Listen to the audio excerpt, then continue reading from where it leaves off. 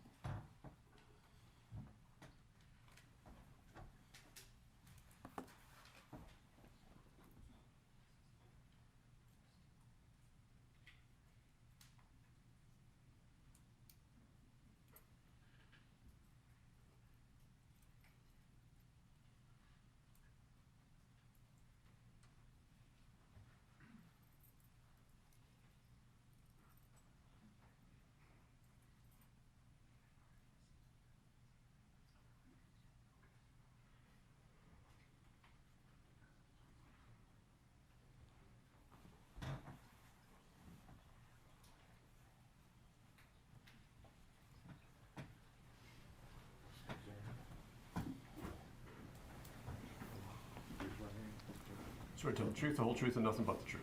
I do. Go ahead, have a seat. All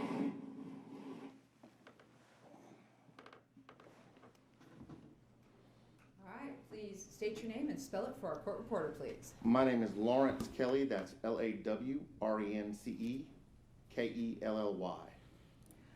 And how are you currently employed? I'm a special agent with the GBI, just the Georgia Bureau of Investigation. All right, and what is the Georgia Bureau of Investigation? We are a state law enforcement agency. We're the investigative arm of the state government. We, when requested to do so, can assist local agencies with investigations, or we can initiate certain investigations on our own involving certain specific violations of Georgia law. All right, so you're a special agent. What does that mean? It means I am a Georgia Post Council certified law enforcement officer. I have the powers of arrest throughout the state. I have had specialized training in various forms of investigative practices, interviewing, interrogation, certain specialized training in examining cellular telephones and cellular telephone records and elder abuse investigations and general just investigations. All right, so you got the normal training that the GBI provides all special agents, is that right? Yes, ma'am. Okay, but you have some special technical expertise. I do. All right, tell the jury about your special technical expertise. I have two specialties. One is not really pertinent to this case. I'm a elder abuse or at-risk adult crime specialist. The other one, I am a technical specialist in the gathering and use of data from cellular telephones and social media records. I have specific training in to download and extract data from cellular telephones, to obtain records from various providers, and to analyze those records. Right. So, would it be fair to say that sometimes you're the tech guy who gets called out by other fellow agents? Yes, ma'am. Happens quite frequently. All right. So, directing your attention specifically to May 6th of 2020, did you become involved in the homicide investigation for Mr. Ahmaud Arbery? I did. All right. How did that come to you? I was called. I was not involved in the early stages. I was called by ASAC, Assistant Special Agent in Charge, Richard Dial, who was my direct supervisor, and he told me to report the next morning to assist in some technical matters involving the Arbery investigation.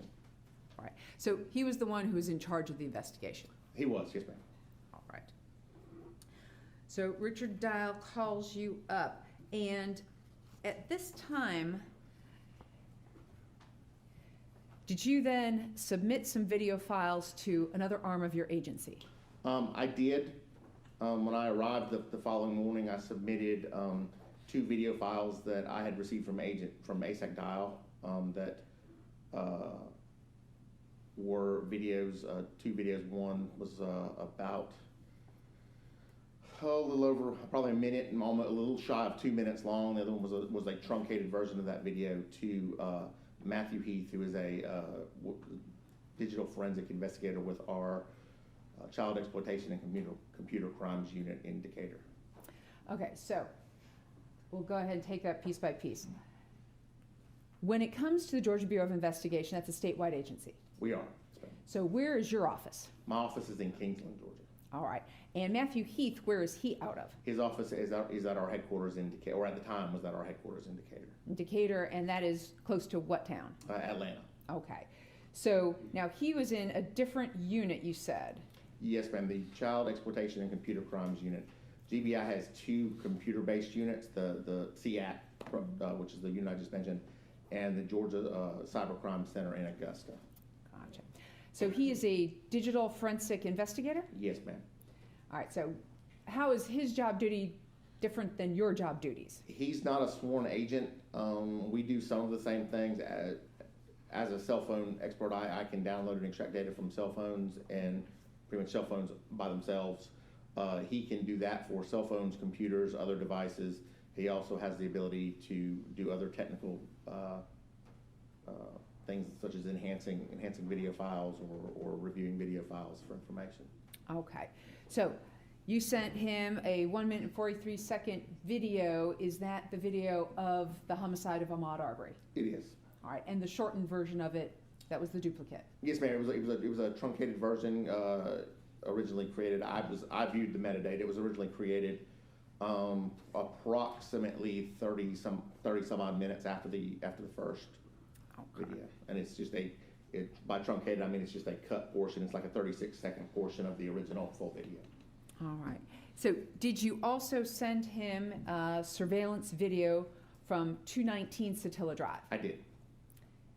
Did you also send him 5 surveillance videos from the interior of 220 Satilla Drive? I did. And were those the ones dated February 23rd of 2020? Yes, ma'am. Did you also send him 47 surveillance videos from 224 Satilla Drive? Yes, ma'am. All right. Now, with regard to the videos from 224 Satilla Drive, were 3 of them from the date in question, February 23rd, 2020? I believe so, yes, ma'am. All right. So the other 44, they were from January 1st of 2020. I don't recall what date they were not from. They were from prior to the incident. I don't recall the exact date, ma'am. Okay. Object to leading questions, please. Yeah, we keep them on the record. Sure. So after submitting all of this to Matthew Heath, the digital forensic investigator in Decatur, what did he provide back to you? He provided back to me several videos that he had enhanced. One of them was a contrast enhancement. Basically, he lightened up certain shadow areas in the video. Mm-hmm. One was a stabilized video that showed portions of the video, kind of keep the video had a lot of extraneous stuff on the side, so it just showed the major part of the video. And then there were some frame by frame videos, still frames from each of the videos that we saw. All right, so I'm going to go ahead and take you through this. Have you had the opportunity, of course, to review the items Matthew Heath sent back to you back in May of 2020? Yes, ma'am. All right. So did you have the opportunity to review State's Exhibit 191, Matthew Heath's half-speed video of the homicide? Yes, ma'am. All right. And was it fair and accurate? It was. At this time, the state would tender into evidence State's Exhibit 191. No objection, Your Honor. No objection. No objection. It's admitted. And in addition, did he also submit to you State's Exhibit 192? I think you mentioned the high contrast video of the homicide. Yes, ma'am. Right. At this time, the state would tender into evidence State's Exhibit 192. No objection, Your Honor. No objection. No objection. It's admitted.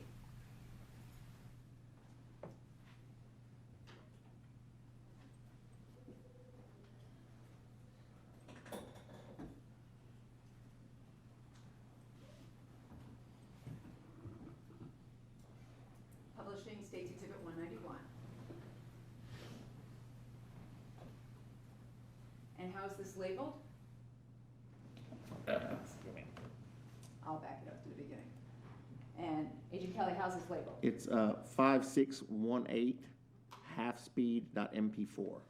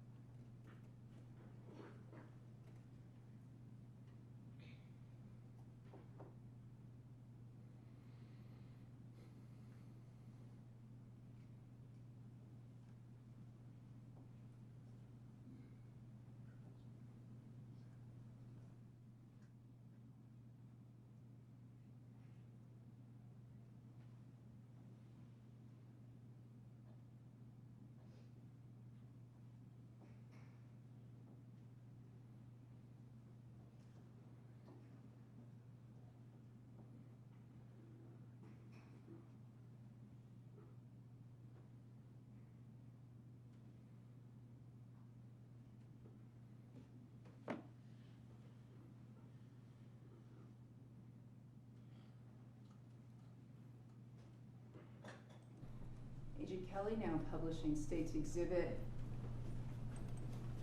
192. And how is this labeled?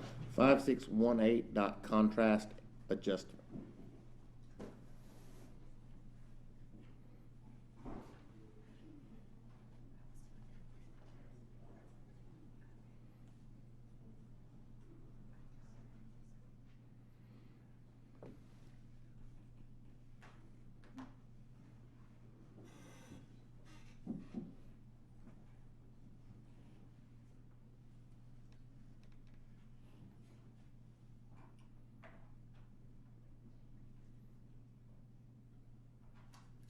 Now, I'm going to stop this right here.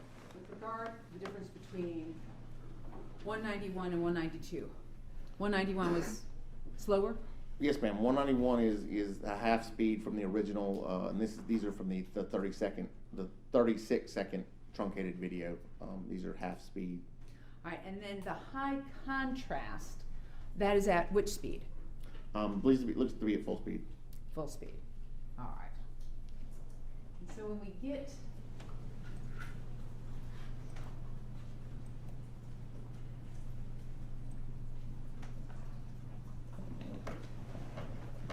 to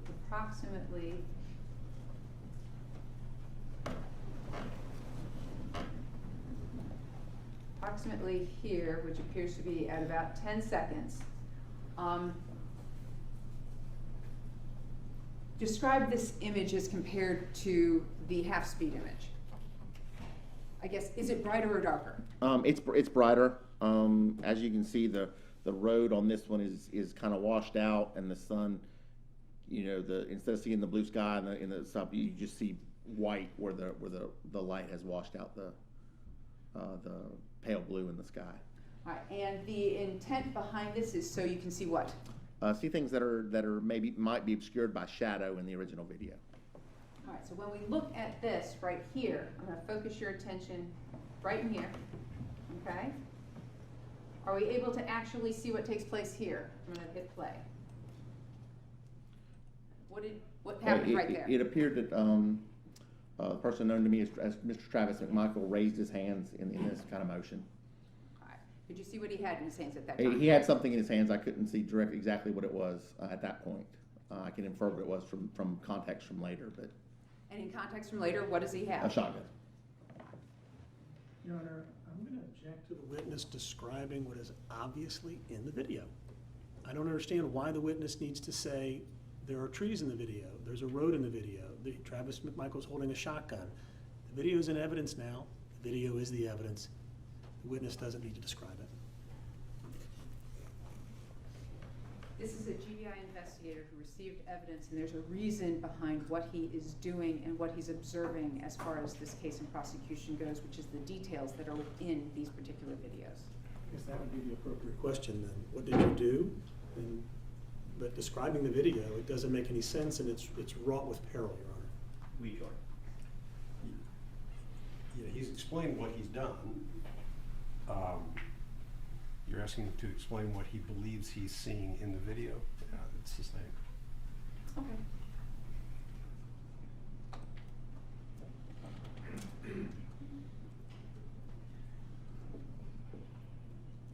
So, in addition, did Matthew Heath also, having received state's exhibits, or for having received the videos from 219 Satilla Drive, 220 Satilla Drive, and 224 Satilla Drive, provide you with another video? He did. He took those videos, and basically there's extraneous material in both of them that he cut that out to show Mr. Arbery's path through the neighborhood and through where he was seen in any of those particular videos that we submitted. All right.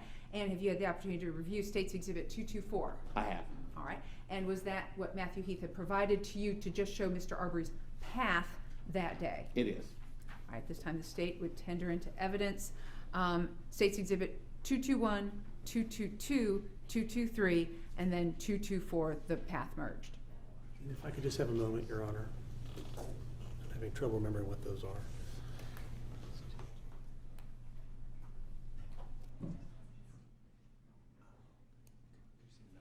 Sure. It's going to be 221, 222, 223, and then 224, the combined. Thank you.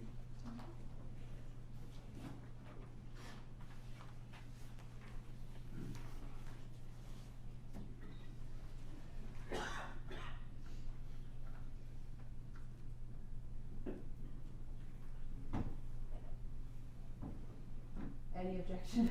Oh, I thought we were No just objection. clarifying. Yes, no objection. We were just clarifying the exhibits you put together. No objection. I think I heard the other two. Admitted. Thank you, Judge. Looking at State's Exhibit 224.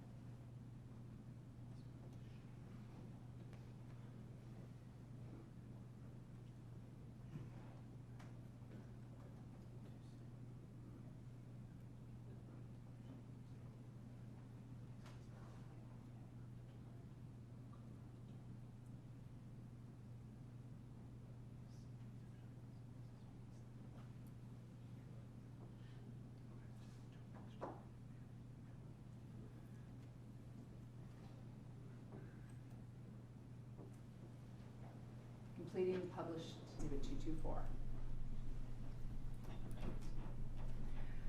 So, May 7th, did you also then receive from ROCIC, Caitlin Nguela in Tennessee, did she attempt to provide you what she'd attempted to do with the Greg McMichael 911 call and the Brian video as far as audio went? Yes, ma'am. I received notice from ASEC Dial that the Glenn County Police Department had previously submitted the 911 calls and the same videos that I submitted to Mr. Heath to the Regional Organized Crime Intelligence Center, or OCIC. They also have the capability of enhancing audio and video. And I was told that some of the files were ready, and so I downloaded enhanced 911 calls and some of the enhanced video products that they produced. All right, but the audio files, no noticeable enhancement was made? Ma'am, with the audio files, it's not like NCIS or TV, and it really wasn't. The original video was of an audio quality that you could hear what was going on, and I don't think the enhancements brought anything new to light. All right, but with it came to Ms. Nguela, she had also done some videos Yes, ma'am. in an effort to enhance some things. Is that right? Yes, ma'am. All right. So State's Exhibit 129 has already been tendered into evidence, and you've had an opportunity to review that. That's the one where you said she kind of cut out some extraneous stuff? Yes, yes. All right. At this time, the state will go ahead and publish the 2 video files from State's Exhibit 129. I believe 129 was contained in the Court's Exhibit 3 stipulation.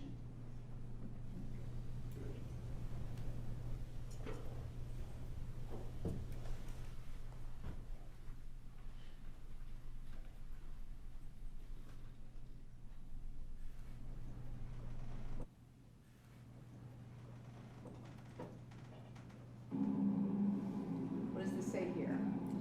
Stabilized color. I'll let you finish it. And it's from IMG 5617, which is the longer of the 2 videos.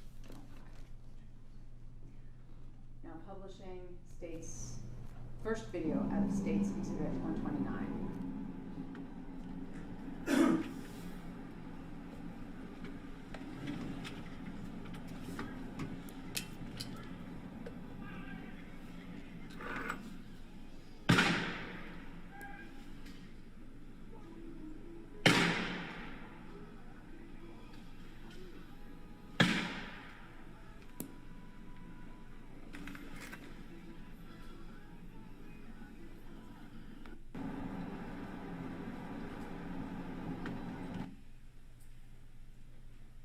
Video out of State's Exhibit 129. What does this say at the bottom here? Stabilized IMG 5617, which is again the longer of the 2 videos. All right, publishing this.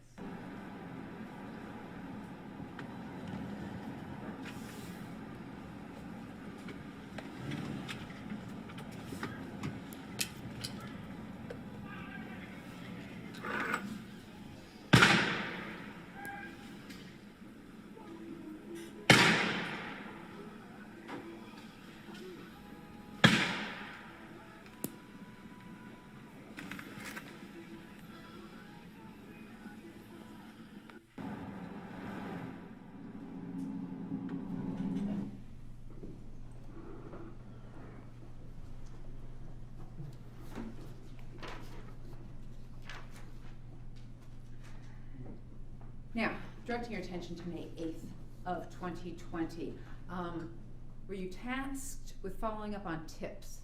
Yes, ma'am. That's actually, I was actually tasked with that upon my arrival on May 7th, but with all the other things I was doing, it was myself, Agent Nicholas Anzac, and several of our analysts from the Georgia Information Sharing and Analysis Center in Atlanta, which is a GBI work unit, were tasked with reviewing the numerous tips that were coming in.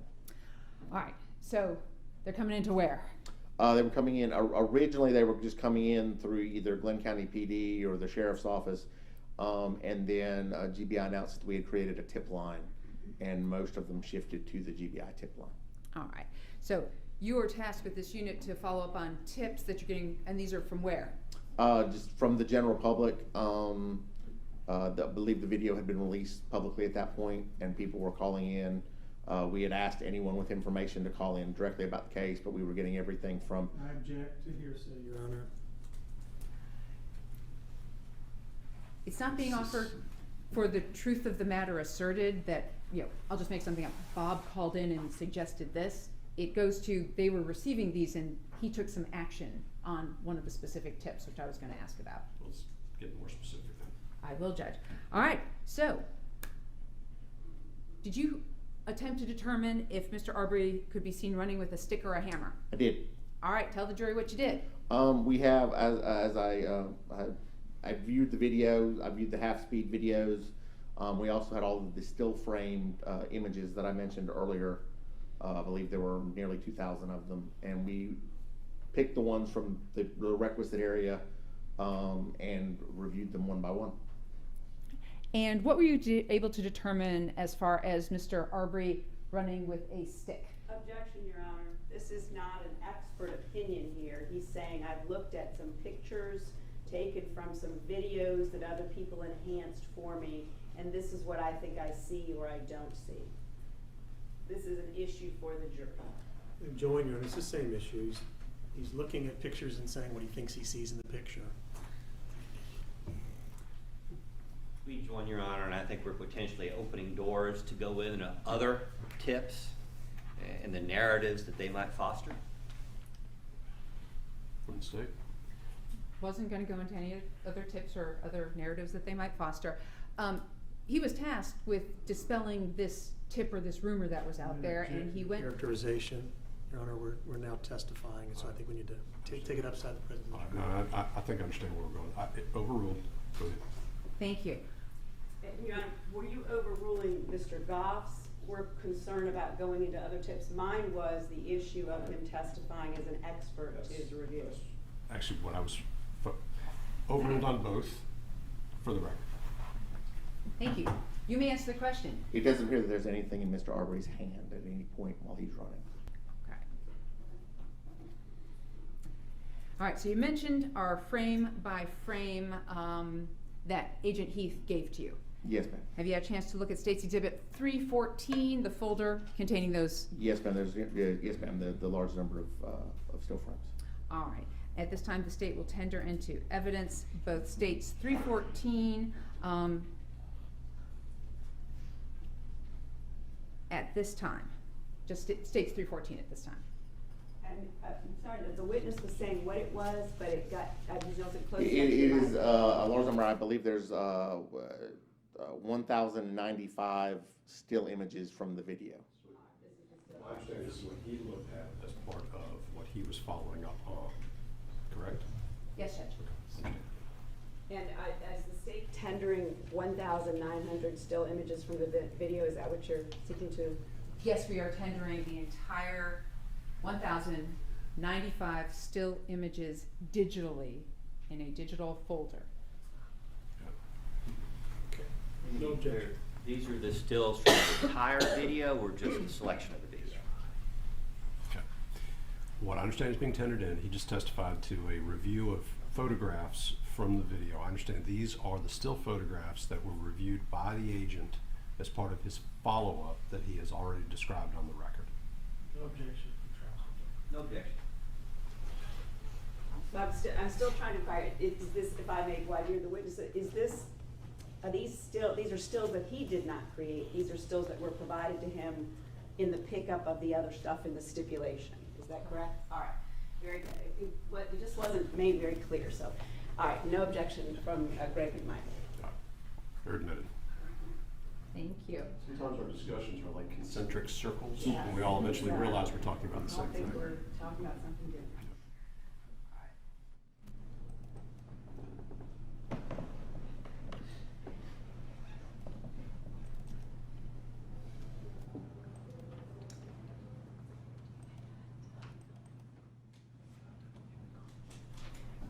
So I'm actually going to go back.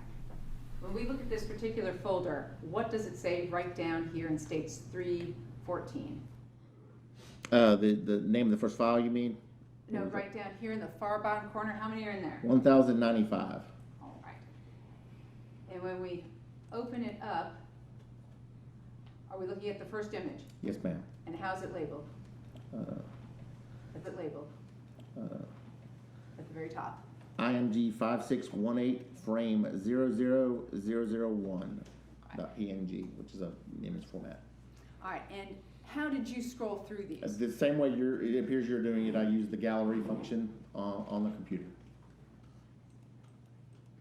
Such as this? Yes, ma'am.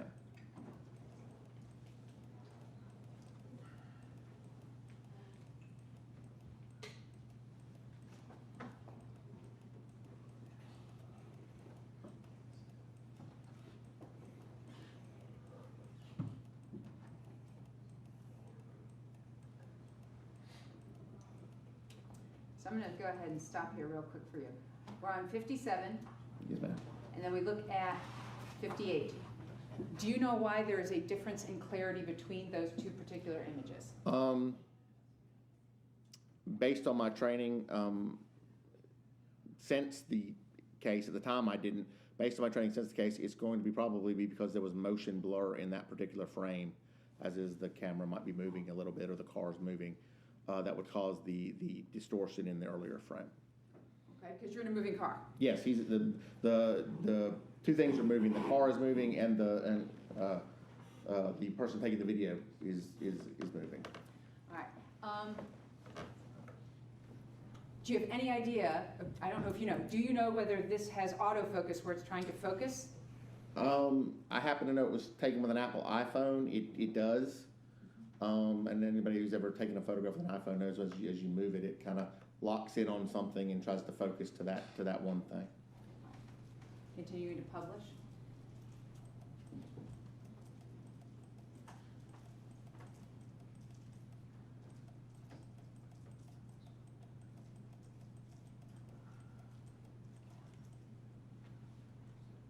If I hold it down, what does it do?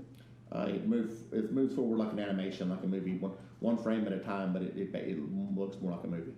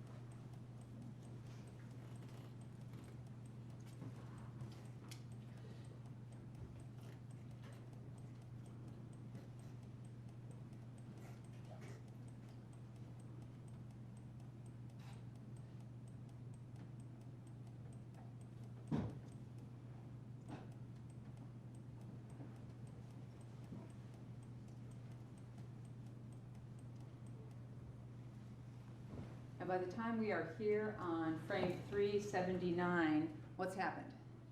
The person taking the video has moved the camera. For what reason I can't tell, I don't know.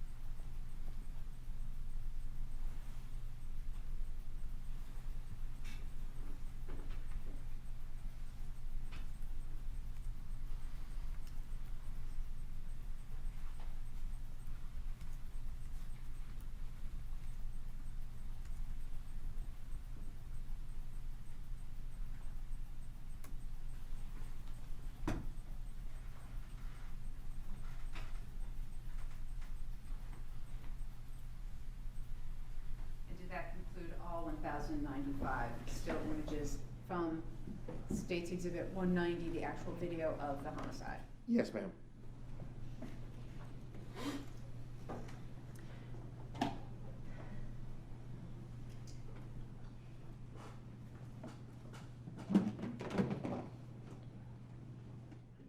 Direct your attention now to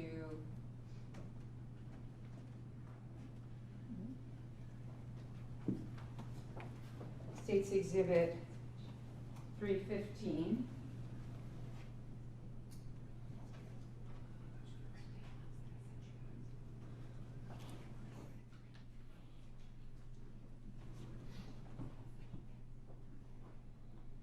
And Agent Kelly, have you had the opportunity to look through State's Exhibit 315 prior to coming in and taking the stand today? Yes, ma'am. And are these just printed out stills of some of the in-focus shots from State's Exhibit 314? Yes, ma'am. It's not inclusive. It doesn't have every shot in it, but it has the visible ones, the clear ones. At this time, the state would tender into evidence State's Exhibit 315. No objection. No objection, but is this a subset of the last exhibit, the printed out documents? Correct. These are hard copy printed of select in-focus images from State's 314. Okay, did he take some action to focus them? No, they're just the clear ones as opposed to the fuzzy ones. All right, so, but these are not images that have been manipulated to be different than the images we see on there? These have not been manipulated in any way. They just were printed out from 314. Yes, ma'am. Yes, ma'am. No manipulation was done. Right, they're the good clear ones. No objection, Your Honor. We just needed a little more foundation. Thank you. No objection. Very good. Thank you. So, closing down State's 314.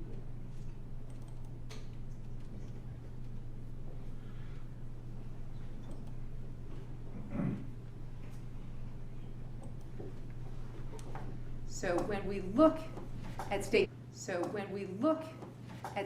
315, so for instance, just the very first one, put it up here. Want to zoom in a little and focus. All right, so is this just one of the still shots from State's 314? Yes, ma'am. It's one of the from the exhibit we just looked at. All right, so when we look at it, just so the jury's familiar, how's the state labeled that? I'll actually put it so you can see it. It's just S for state 315, and then it's 299, which I'm assuming is the number of the frame from the previous setup. Right, so 314, this would be still shot 299, which has only been printed out. Yes, ma'am.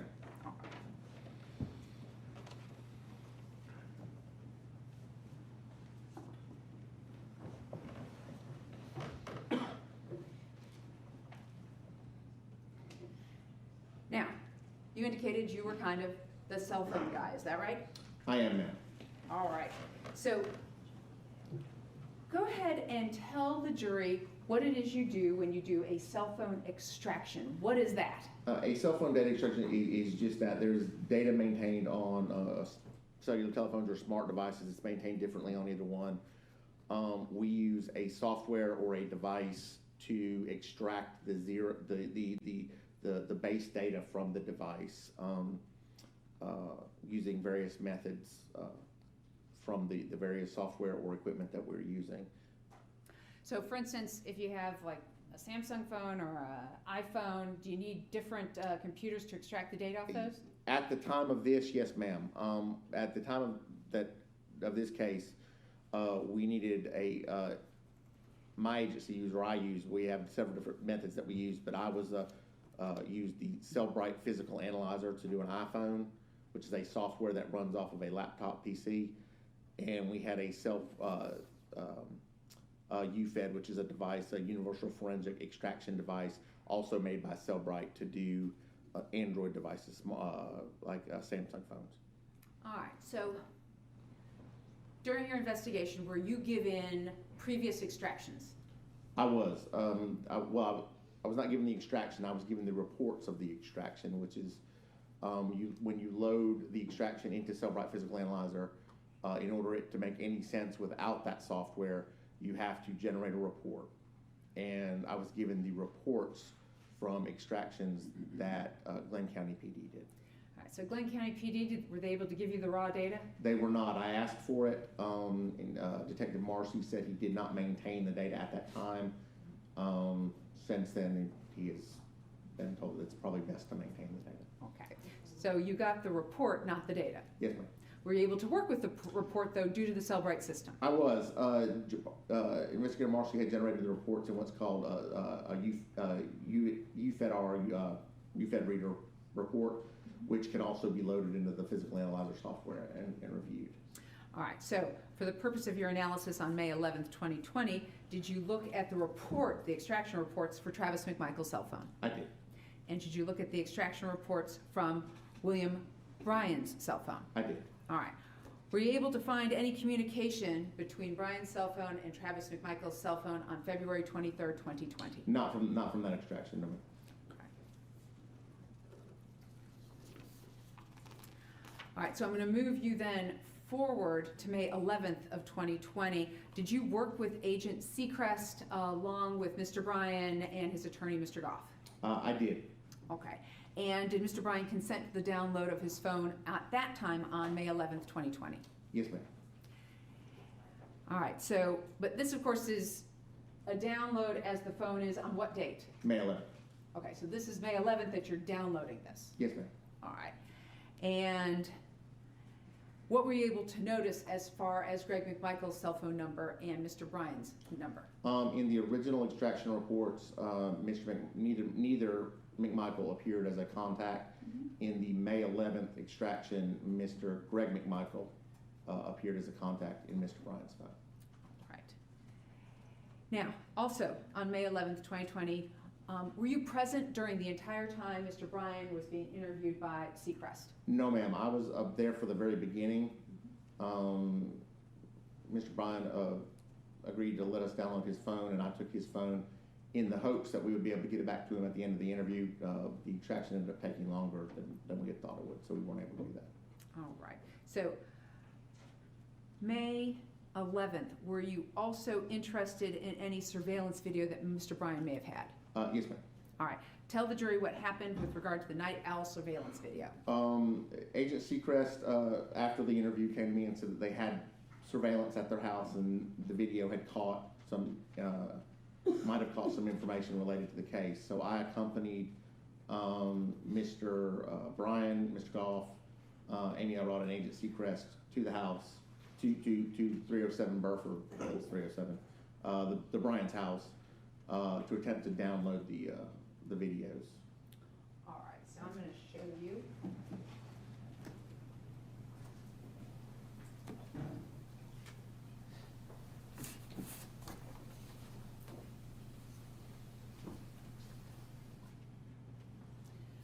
I'm going to go ahead and show you what's been marked as State's Exhibit 194.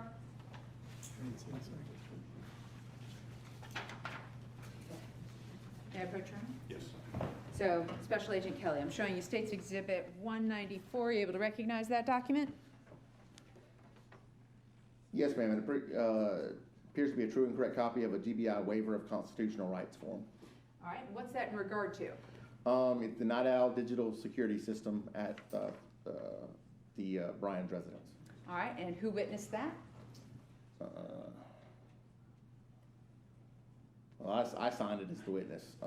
Mr. Bryan signed giving consent. All right, and did he sign freely and voluntarily? He did.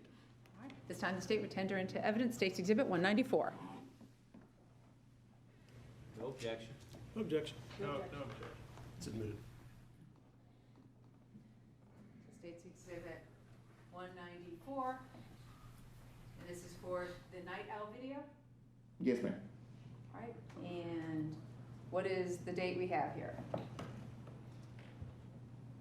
5/11/2020 at 18:54, which is military time for 6:54 p.m. Okay, so once he signed the waiver and agreed to have his night owl surveillance system downloaded, you went out to the house. What happened? Initially, neither Mr. Bryan nor Amy Elrod, who lived with him, could recall the password. So we began looking for the instruction manual for the device. We found that, and in the course of finding it, they were able to, and I don't remember how they never remember the password. So we were able to, in the instruction manual, said that you could download a software that would allow you to view and download the videos from the device. So I did that on my GBI computer. Downloading the software and installing it was no problem, but due to a poor internet connection, downloading the videos, the download kept failing, and it was going to take an inordinate amount of time if we continued. All right, so what'd you decide to do? At Mr. Goff's suggestion, I took the passwords, the consent form, and I had the software loaded on my computer, and I went back to where we were working out of the DNR office here in Brunswick, much better internet connection, and was able to download several videos. All right, tell the jury what the DNR is. DNR is the Georgia Department of Natural Resources. Their office is right there next to the Sidney Linear Bridge, that nice white building with the tower that's right there on the marsh. All right, so you're operating out of there. Yes, ma'am, we were operating out of a little side building out there. And were you able to then download the Night Owl videos? I was. Right. Have you had the opportunity to review States Exhibit 193, the Night Owl videos? Yes, ma'am. We actually reviewed the videos at the scene. We were able to look at them, just not download them. And then when I got back to the office, the downloads that we had didn't seem to play very well. So we actually got the DVR later and got the downloads off of them. Again, got the videos off of the DVR specifically again. Okay, so you kind of did it twice. Yes, ma'am, we did. All right, but did anything change? No, ma'am. The videos that we received, the actual ones that we could actually play, were true and correct to what I saw when I was at 307 Burford that night. All right, so at this time, the state will tender into evidence States Exhibit 193. No objection. No objection. No objection. Admitted.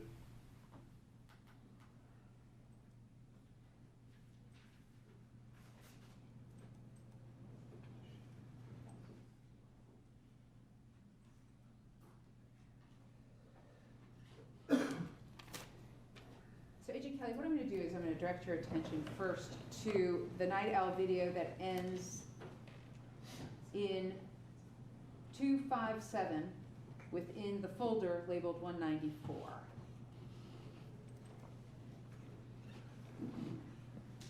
I'm going to stop it right here. What's the jury looking at? A video of the porch at, and I think I'm getting the address, it's the Bryan residence. I think it's 307 Burford Drive. And what does it say down here? Front door. What does it say up here in the upper right-hand corner? 223-2020 at 13:09:45, which is again in layman's time is 1:09:45. Publishing.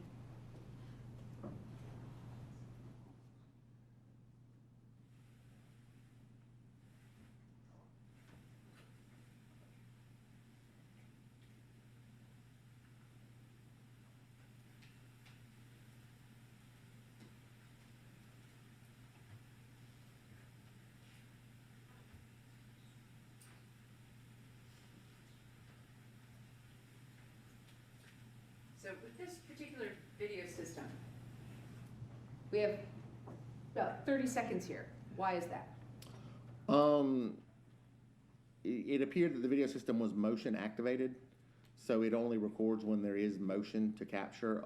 Usually there's, as anybody who's ever walked into like a bathroom with one of those motion detectors, there's a split second before it actually starts, and then if there's not a lot of motion, it turns off. So when you looked at the Night Owl videos, you didn't have one continuous long video.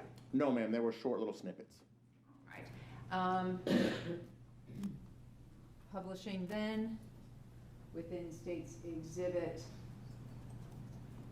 194, the video ending in 258. All right, so once again, I paused it right at the beginning. What time are we looking at up here in the upper right-hand corner? At 13:11:04, 1:11:04. All right, so we're talking about 2 minutes later? Yes, ma'am. Publishing the video with the last three numbers, 258 within States Exhibit 194.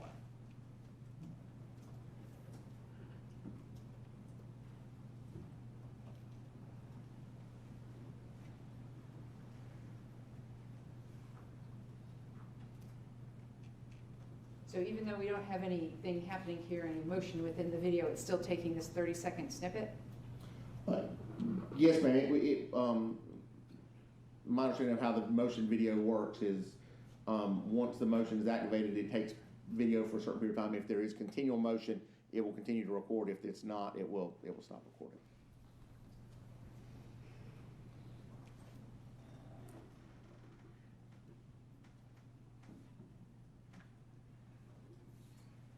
And I want to correct the record for a minute. This is State's Exhibit 193 is the folder containing the images. State's Exhibit 194 was the signed waiver. So if I misspoke earlier, this is the folder labeled 193. We're now going to look at the video with the last 3 digits, 261.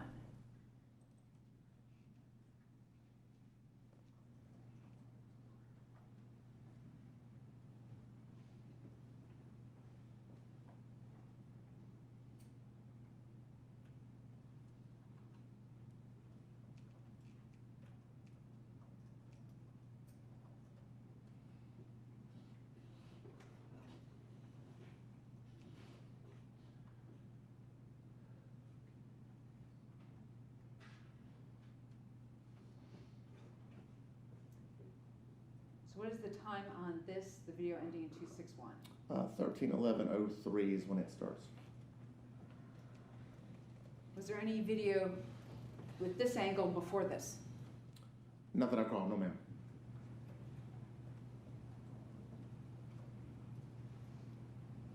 Well, not on that date anyway.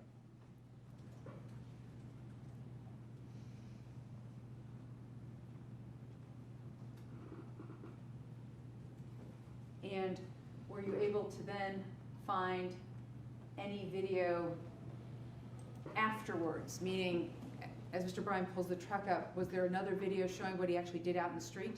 No, ma'am.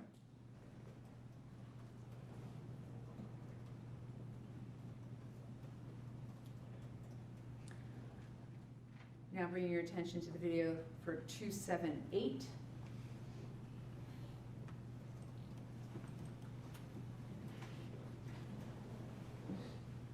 What time do we have here?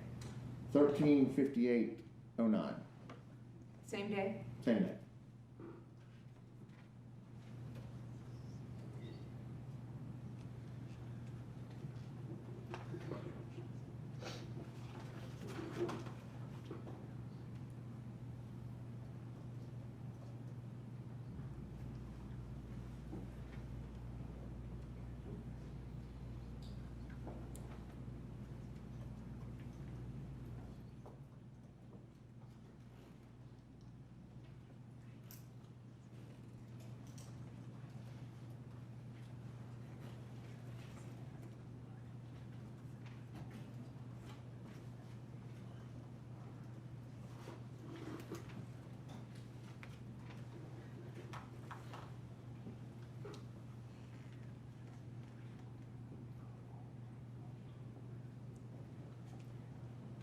So 13:58 hours.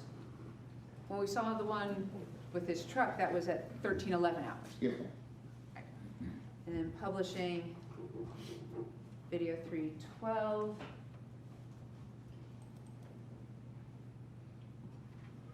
What's the time we now have here? 14:40:18.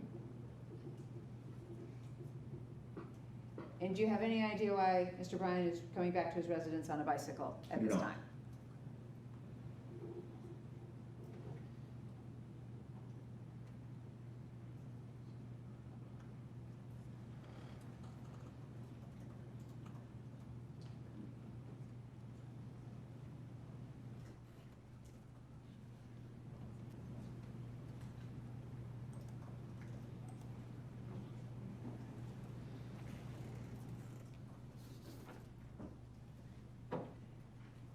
All right, so let's go ahead and talk about May 13th of 2020.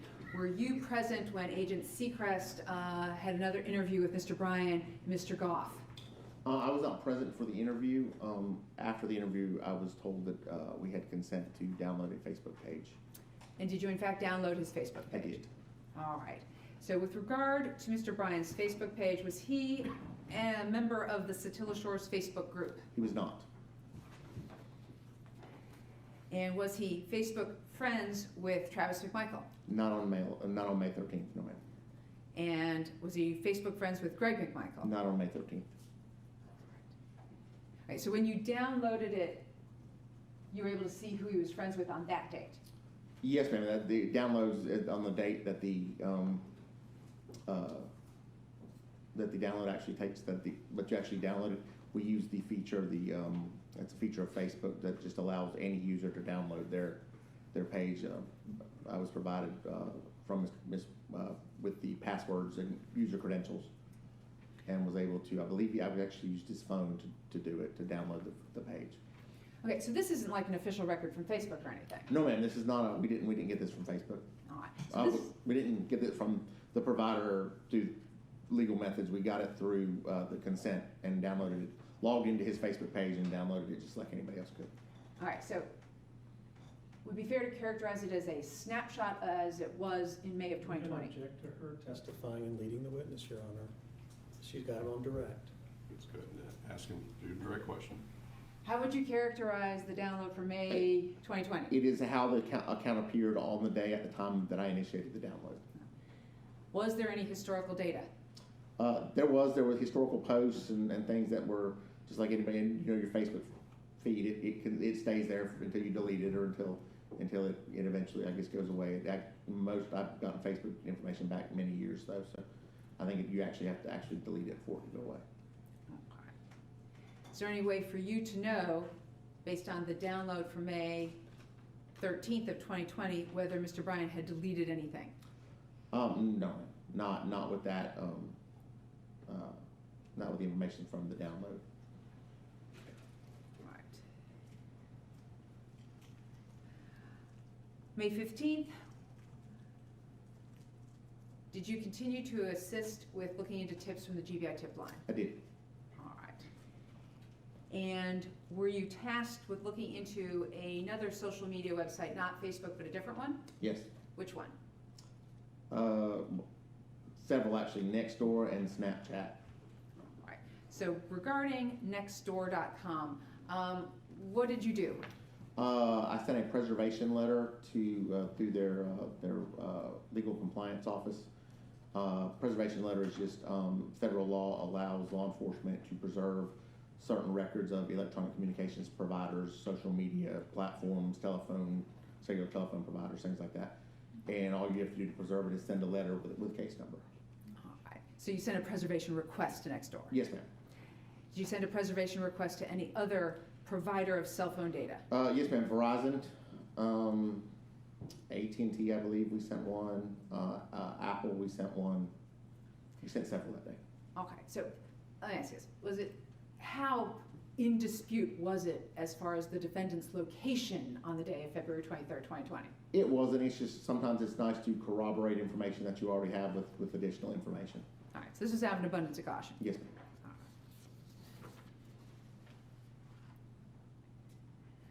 May 18th, 2020, did you also download someone else's Facebook data related to Mr. Bryan? Yes, ma'am. Amy Elrod, who I believe she was his fiance at the time. They were living together. And then May 19th, Ms. Elrod's cell phone? Yes, ma'am. She could not provide her cell phone.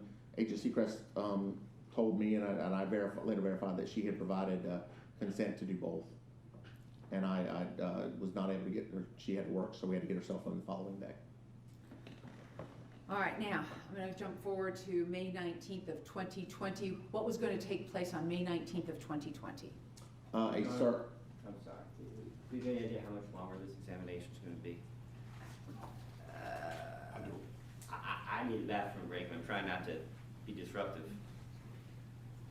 I have 5 more questions and nothing else to publish. All right.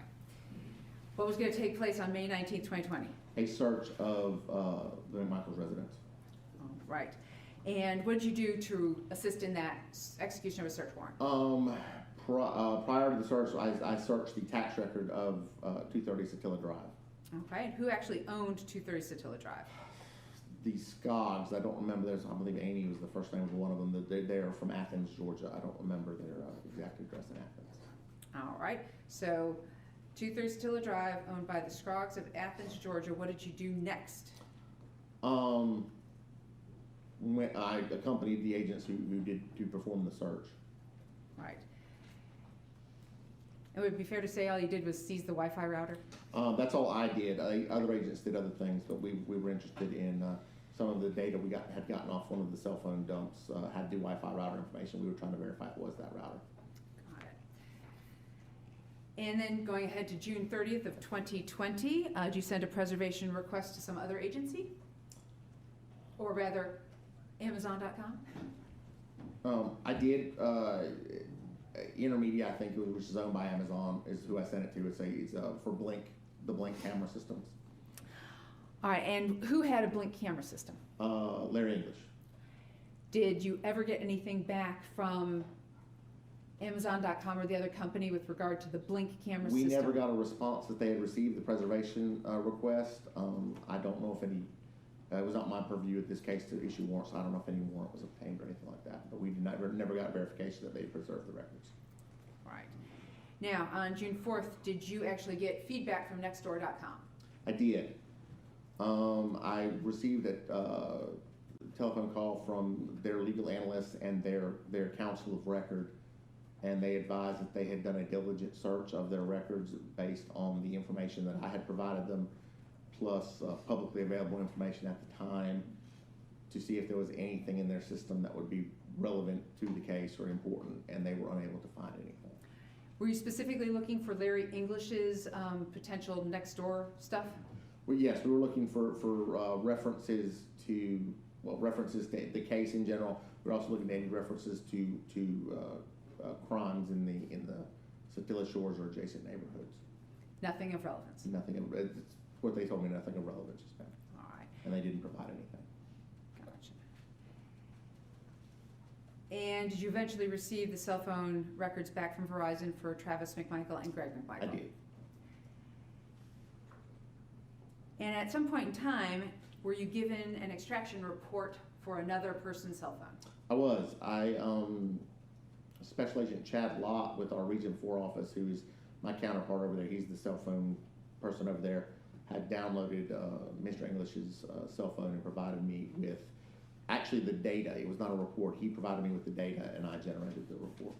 All right. So now, the videos of the interior or exterior of 220 Satilla Drive, when they came that way to you from Larry English's phone, did they have dates associated with them? Yes, ma'am. Yes, ma'am, they did. All right. And were you able to find them embedded in texts that he had sent to other people? Yes, ma'am. Some of them were duplicated, which is indicative of them being associated or forwarded or sent out in a text message. And we also found them within the text messages, in the bodies of some of the text messages. All right.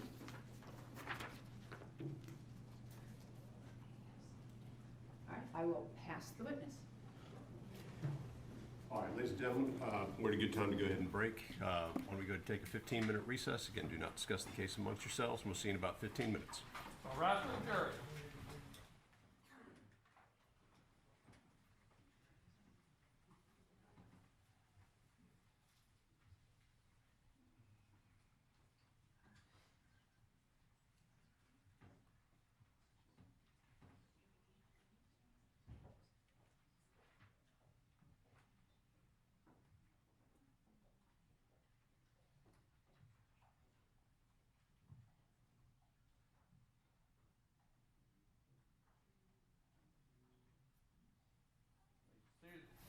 All right, Agent, you can go ahead and step down. I remind you that you're under oath. Do not discuss your testimony with anybody during the recess. I won't, so I'll just push the Thank you. All right, we're in recess for 15 minutes.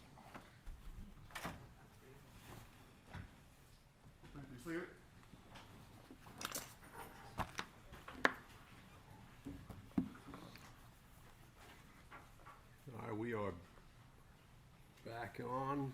Defendants represented by counsel. Should be ready to go. The witness has been passed. I guess we'll get the witness seated.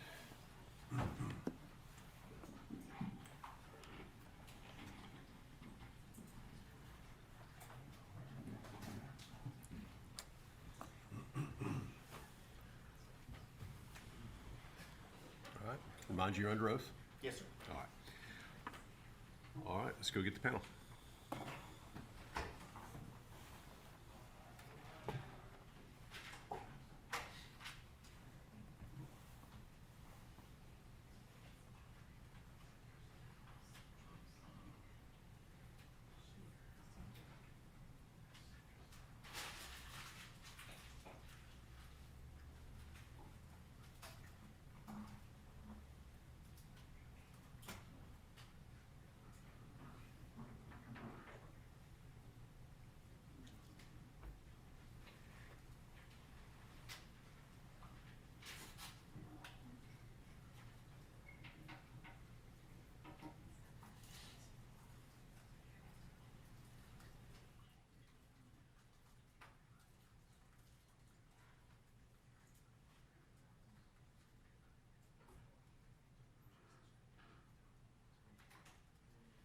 All rise for the jury.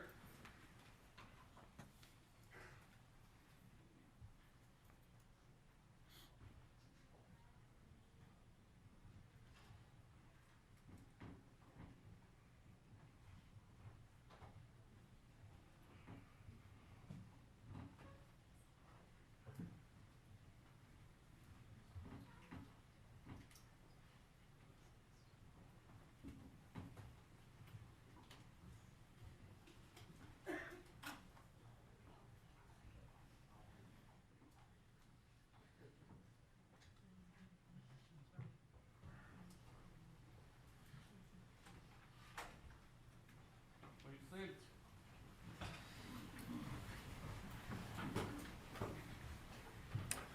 All right, well, welcome back, ladies and gentlemen.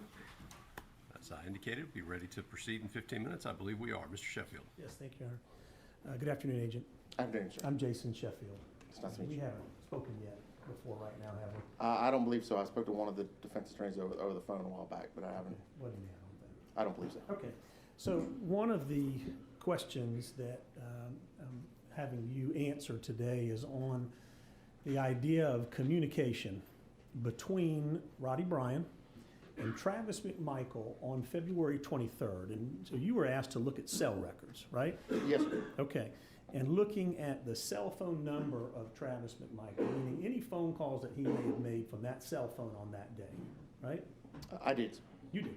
And looking at Roddy Bryan's cell phone to look at any cell phone calls he may have made on that day, February 23rd, right? Yes, sir. So in terms of on the subject of whether Travis McMichael and Roddy Bryan were on the phone with each other at any point during the 23rd, the answer is a resounding no. That is correct. Okay. I found no evidence of communication. That's right. And in terms of looking to see whether Travis McMichael had a friendly Facebook connection with Roddy Bryan, or they followed each other or friended each other, you looked at their Facebook pages, correct? I looked at Mr. Bryan's Facebook page. Right, and on that Facebook page, you saw zero Facebook connection between he and Travis McMichael On May 11th, yes, sir. on May 11th. Yes, You're sir. trying to figure out all the time, but all you're limited to is May 11th. Yeah, just from the records I had available. All right, fair enough. You also had some communication with the medical examiner's office in this case, right? I did. Okay, do you recall talking with the Shannon Walden at the medical examiner's office? I did. Okay, and one of the things that you were tasked with was to try to work with the medical examiner who literally looked at Mr. Arbery's body and the gunshot wounds on Mr. Arbery's body, correct? Not really. I was tasked with following up a tip that of someone who had claimed to have gotten information from the medical examiner's office about the order of the shots. Okay, and based on your inquiry back around May 7th, 2020, it was your understanding that the medical examiner did not have an opinion on the order of the shots, correct? Right, that is correct. At that date, there was Said no he opinion. he could not determine that. No, that is correct. Okay.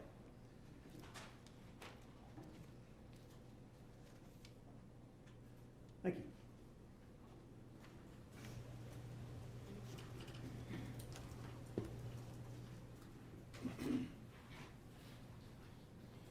Agent Kelly, you had William Roddy Bryan's phone number when you did your work in this case? I did. And you had the extraction of his phone that the Glenn County Police Department had done, right? Yes, You had Greg McMichael's phone number when you did your work in this case. I did.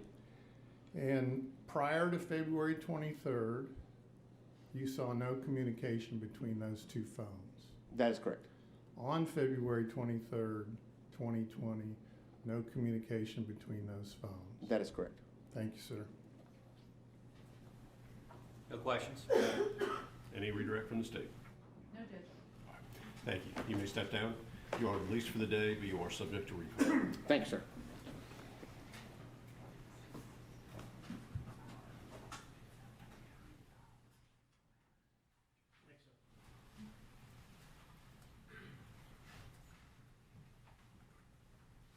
At this time, the state will call Brian Leopard.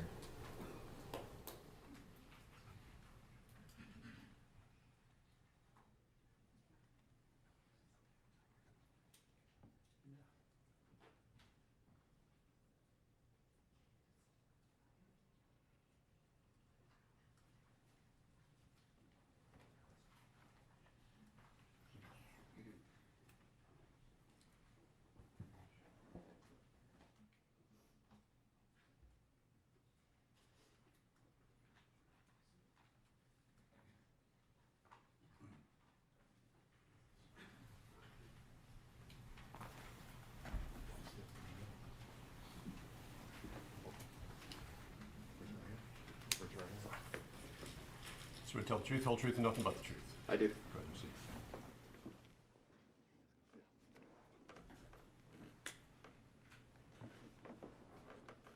All right, please state your name and spell it for the record. My name is Brian Leopard, B-R-I-A-N-L-E-P-P-A-R-D.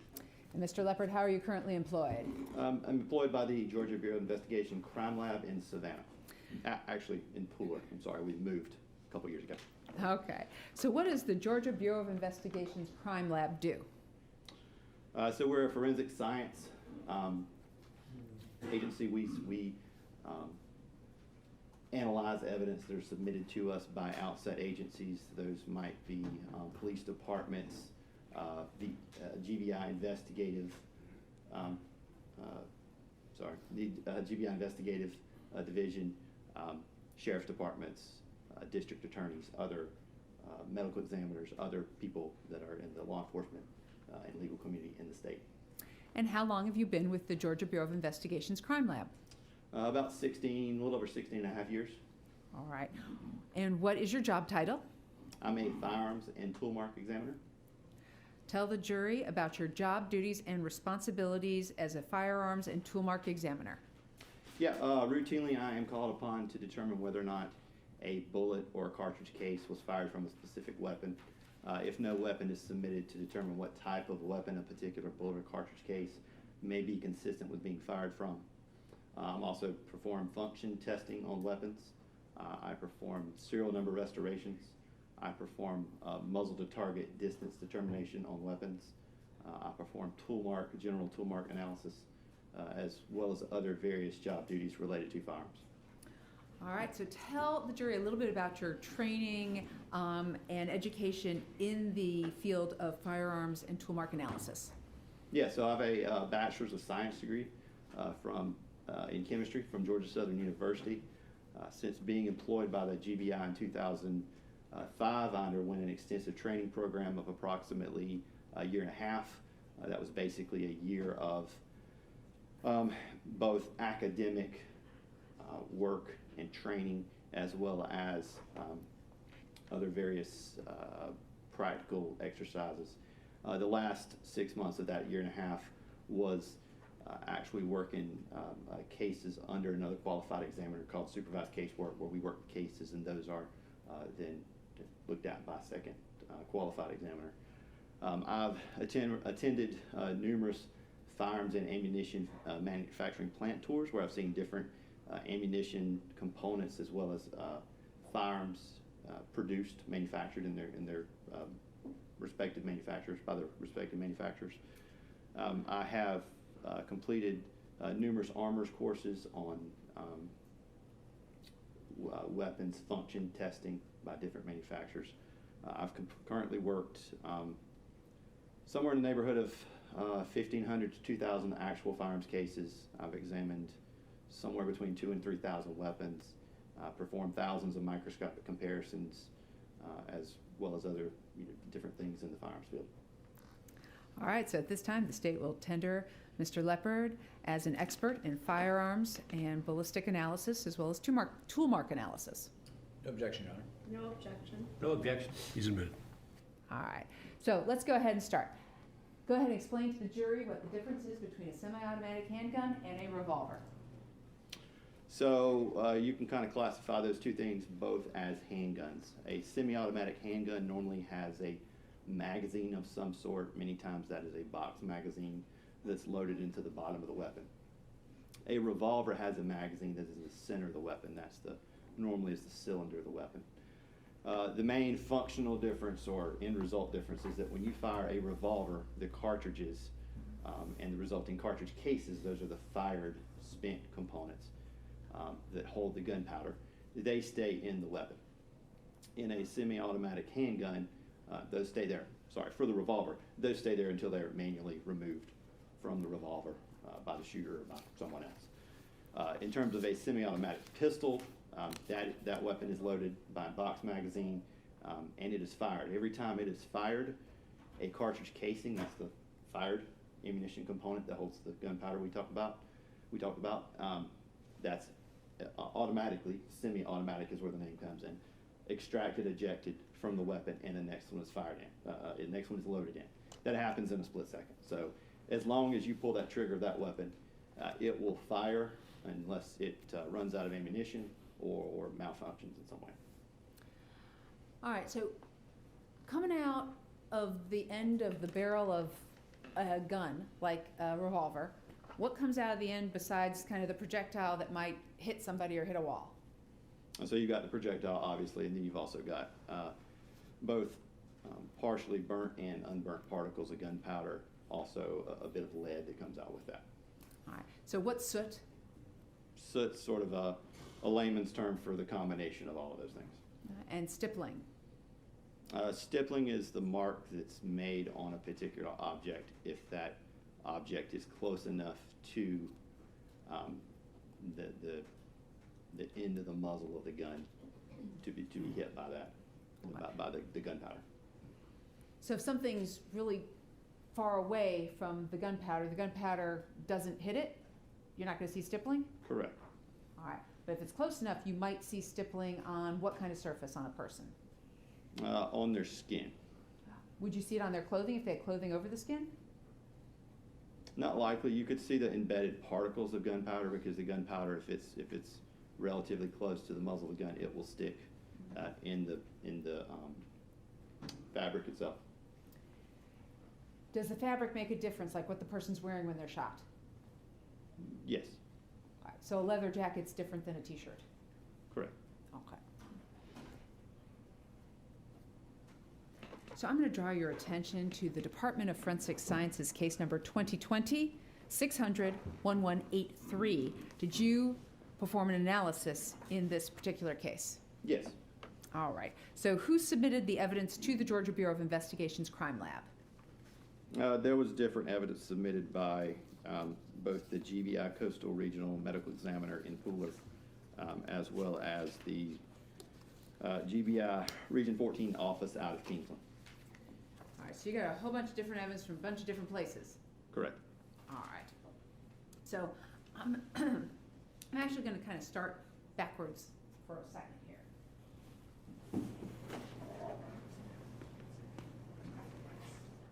All right, so I'm going to show you what has been marked as State's Exhibit 339, which has been made safe by our Sheriff's Department here, okay? So so it's been opened. I want you to take a look at State's Exhibit 339 and see if you're able to recognize this exhibit.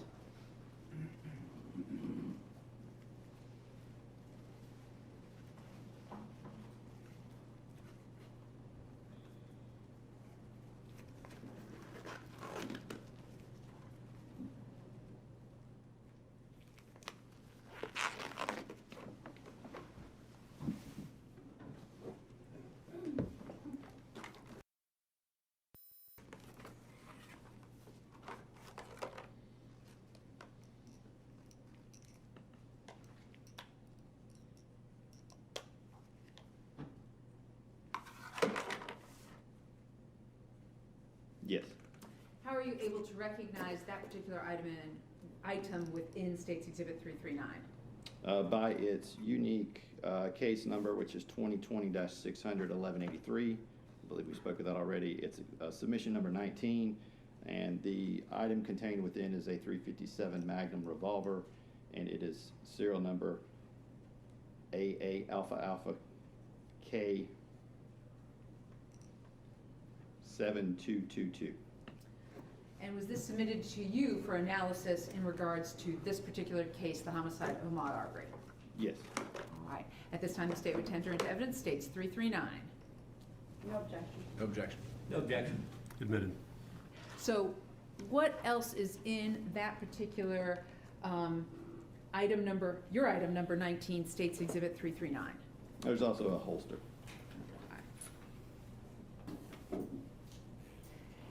Did you do any sort of analysis on States Exhibit 339? I did not. Okay. Were you able to determine whether that particular Smith & Wesson 357 Magnum was in working order? May I refer to my notes? Yes, of course, if it would help with you refresh your recollection. Yes.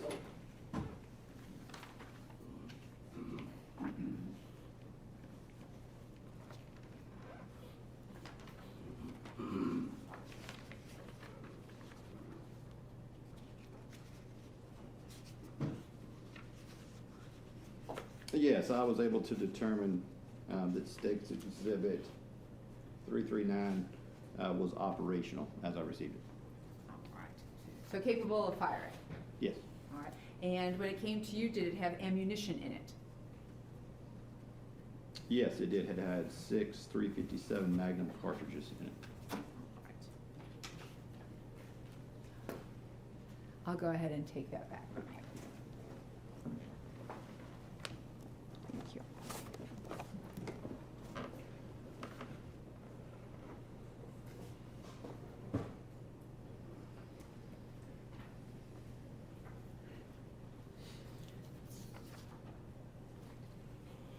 So when evidence comes in to the Georgia Bureau of Investigation's crime lab, tell the jury how it actually kind of comes into you and how you keep track of it. Yeah, so when evidence is submitted to us, the submitting agency fills out an online submission form where they indicate the stuff like the case number, the victim or suspect name, the evidence that they're submitting, what it actually is. They put all that stuff in, and then when they come in, they bring the submission form in with them. Those items are then placed into a secure lockbox by the submitting agency. That lockbox is only accessible by from the inside part of the lab, so it's a sort of a double-sided box. One side they put it in, and they put the key inside, and it's locked at that point. No one can access it from the outside. The inside staff is the only one that has access to that, and it's locked. And once they put that evidence in there with the submission form, the evidence receiving staff in the lab takes that evidence out. They verify the information on the submission form, that it matches what's on the evidence packaging, and then they take and they finish entering the rest of the case into the LIMS system. LIMS is the Laboratory Information Management System. That's the system by which our lab keeps track of all of the evidence. It's all barcoded. At that point, it's all photographed. It's given a unique case number and item number so that we can track it throughout the lab system until it's returned to the submitting agency or the court or whomever. All right, so in this case, the Department of Forensic Sciences case number 2020-600-1183, what did you actually receive from the medical examiner within your office? Yes, referring to my notes again, there was a number of different items, pellets, wadding, that were submitted from the GBI Coastal Medical Examiner's Office to us for analysis. All right, so I'm going to show you what's been marked as States Exhibit 342 and 343. See if you're able to recognize this.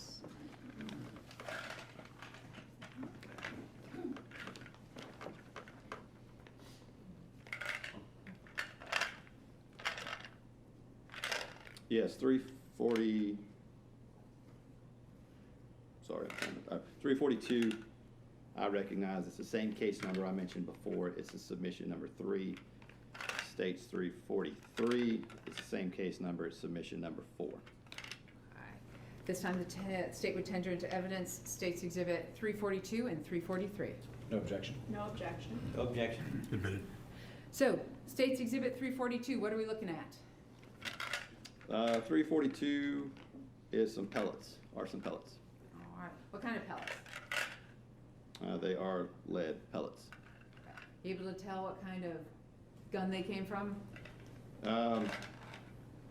Presumably they come from a shotgun most times. Lead pellets of this size would come from a shotgun. There's a few odd exceptions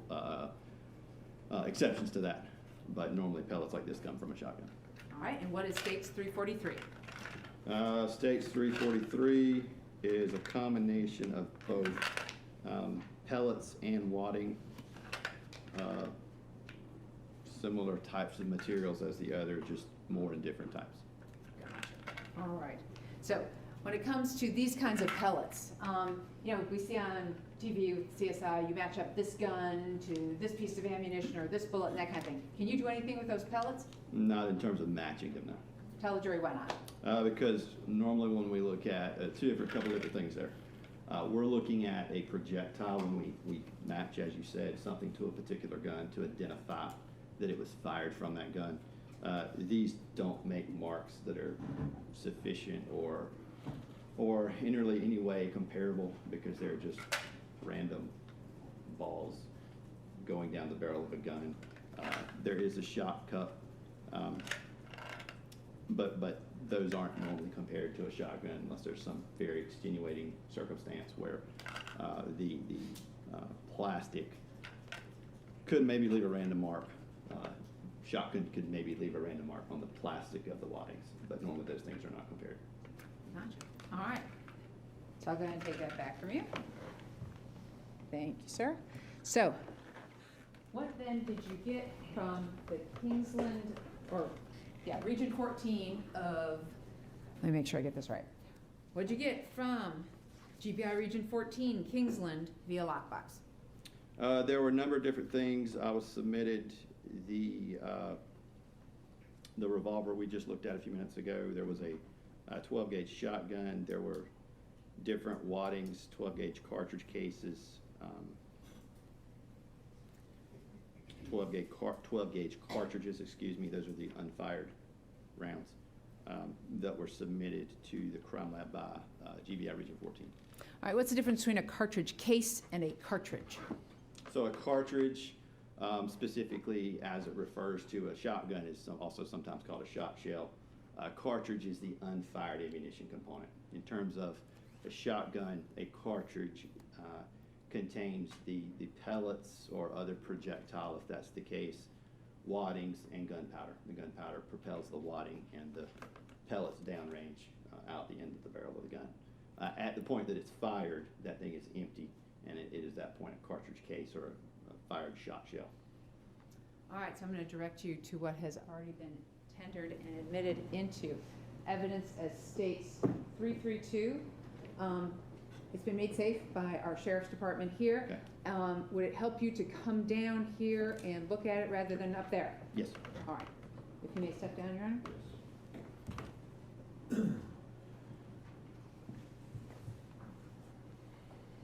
All right, Mr. Lever, take a look at States 332 and see what we've got.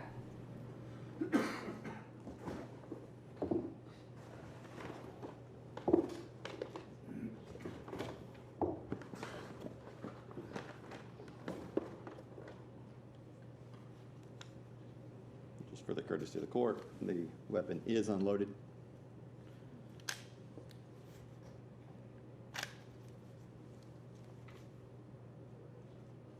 All right, so within step 332, the main item in there is a 12-gauge Remington shotgun.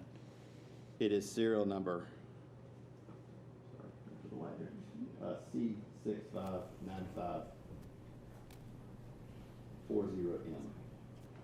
And is this the shotgun that you received in reference to this particular case, the homicide of Ahmaud Arbery? Yes, it is. All right, what else is in there? There are also some test fires that were made by myself as well as 12 gauge cartridges that were submitted with the weapon.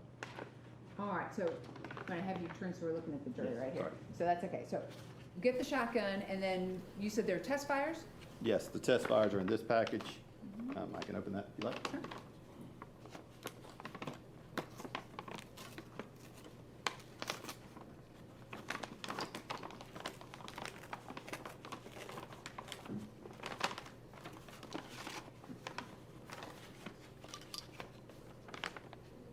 These are 2 test fires I made.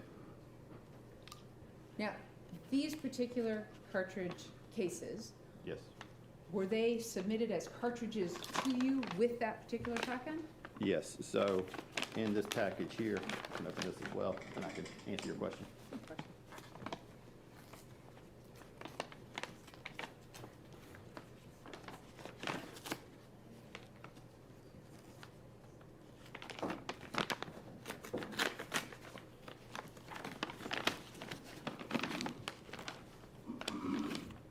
In this package, there were 4. This is item 11C, the bigger item. My submission was item 11. This is item 11C. There were 4 12 gauge cartridges in here, and I used 2 of those to make these 2 test fires, and these are the 2 remaining. All right, and why were you making test fires? Those test fires were made as part of a muzzle to target distance determination that I was asked to perform.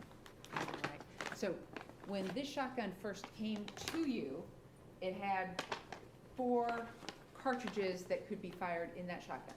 In this package, yes. Okay. Did you get any empty or fired cartridge cases? Yes. All right, so I'm gonna direct your attention over here. I'm gonna show you what has been marked as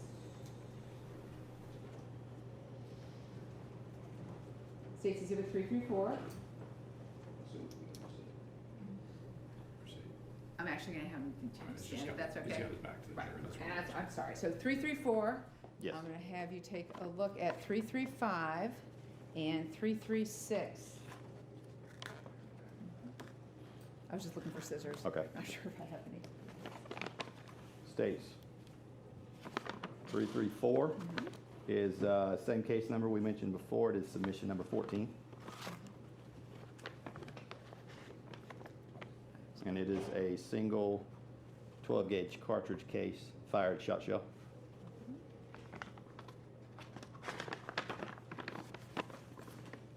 335.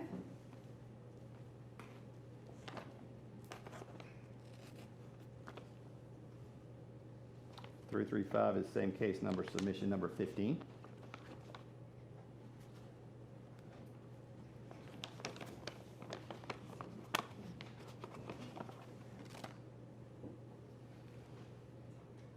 It is a plastic wadding.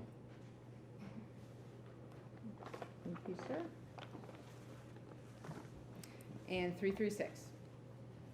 336 is same case number. It is submission number 16.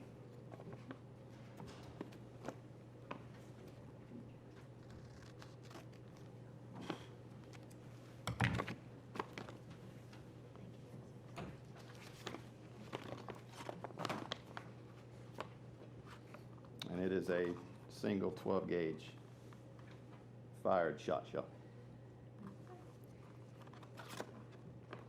So with regard to, I'm going to step in front of you real quick, with Yes. regard to states 334 and 336, did you do a comparison on these fired shot shells with that shotgun? Yes, I did. And what were you able to determine? May I refer to my report? Yes, of course, please take a stand.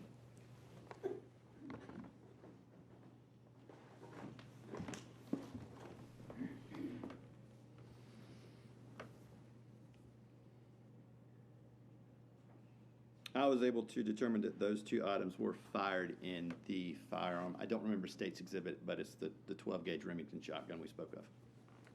So the 12 gauge Remington shotgun, State's Exhibit 332, fired those 2 shell casings. Correct.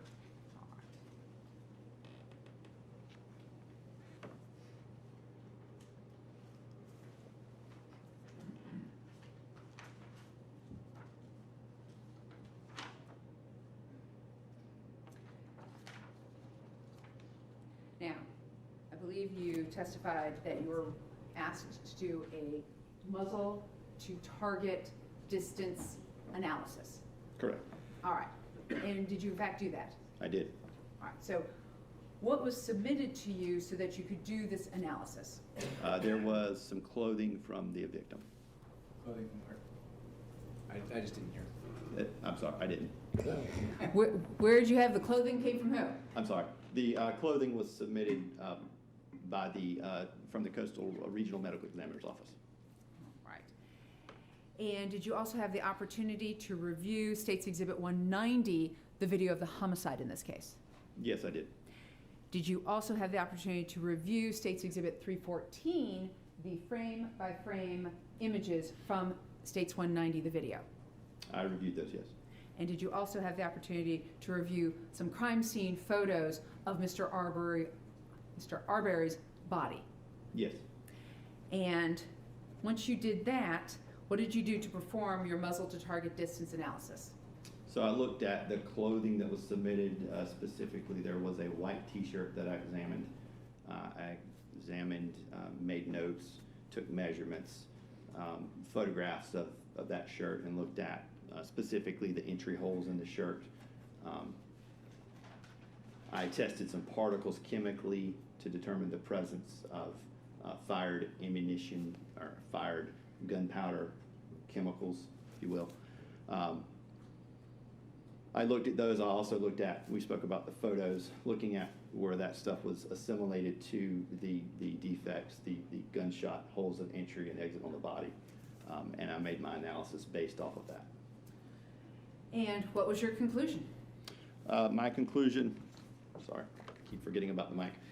My conclusion was that the areas on the shirt, the defects on the front of the shirt, I don't know the State's exhibit number, but that you mentioned, but it was Mr. Arbery's shirt, was microscopically examined and chemically processed for the presence of gunshot residues. The examination revealed the presence of gunshot residues and a physical characteristics consistent with contact or near contact gunshot holes of entry. Okay, so we've got contact or near contact gunshot holes of entry, is that right? Yes. Okay, so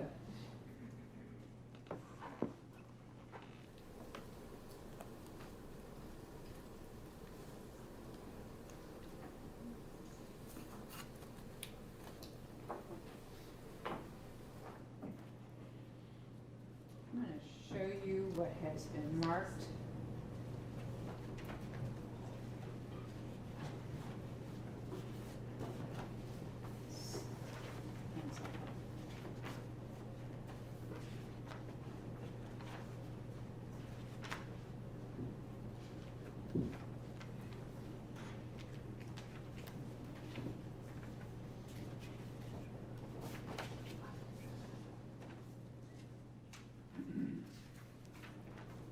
I'm going to show you what's been marked as State's Exhibit 401 through 409. Take a look at 401 through 409 and see if you're able to recognize those particular photos.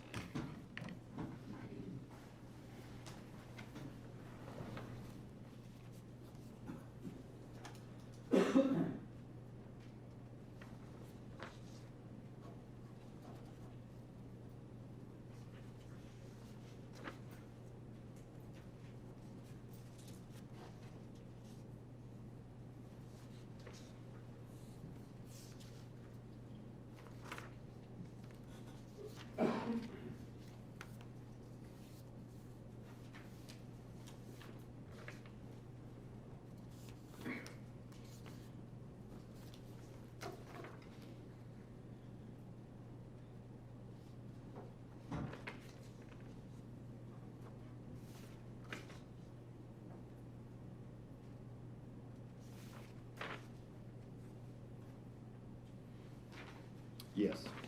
How are you able to recognize 401 through 409? All of them except for 406 were photos that were taken by myself during my analysis.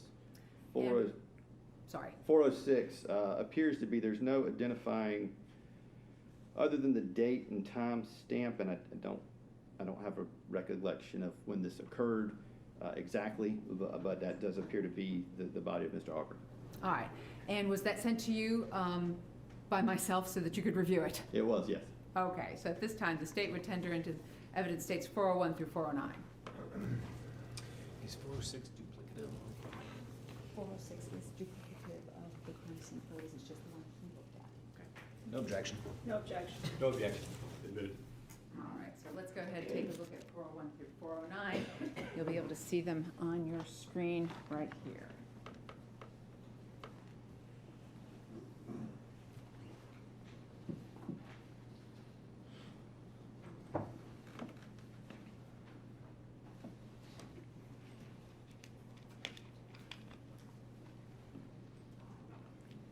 So when looking at State's Exhibit 401,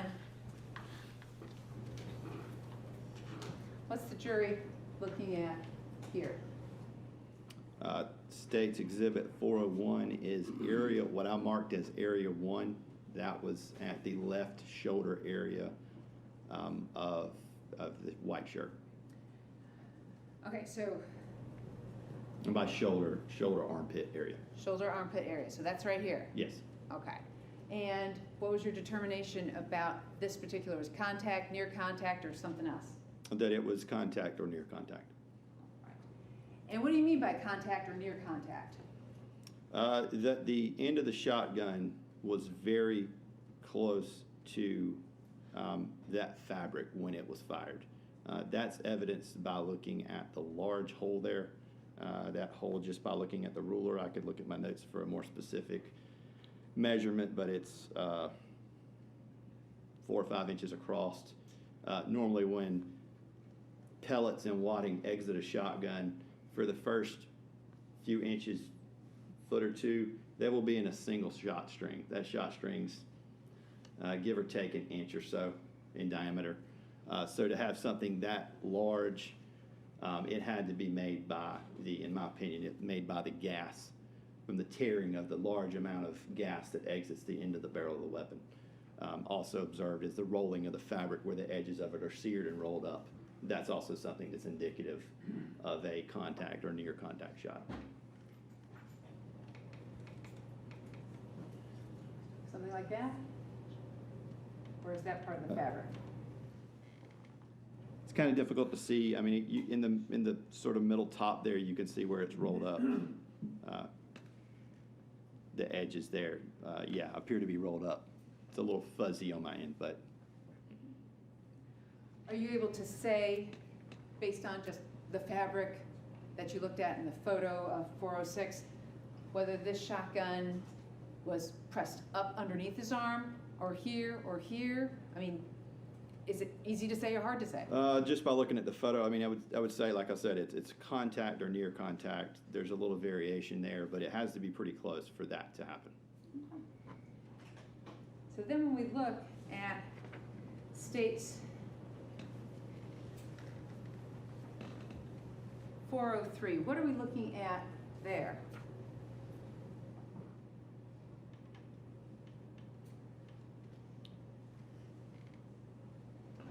The State's 403 is again, those notations are by myself. Those were marked.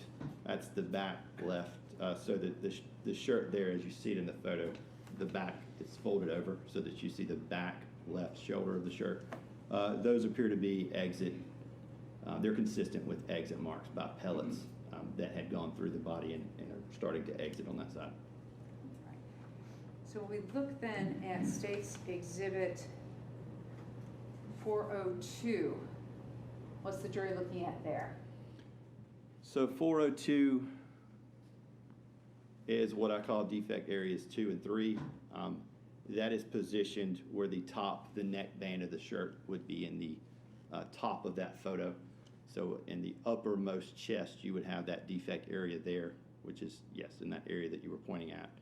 Those two holes, those were consistent with the top, and we'll get to it. I was presumably another photo in a minute, but those are consistent with being directly over and associated with the chest wound of Mr. Arbery. All right, so Mr. Arbery had one chest wound. How do we Yes. have 3 holes?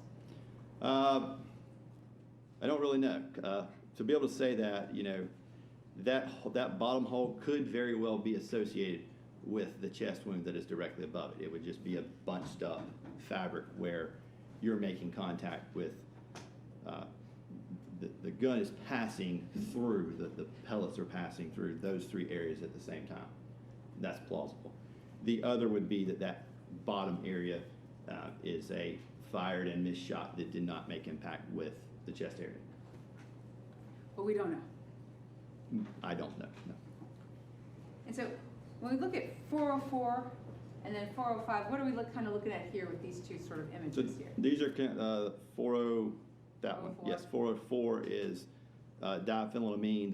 That's a chemical I use to look for.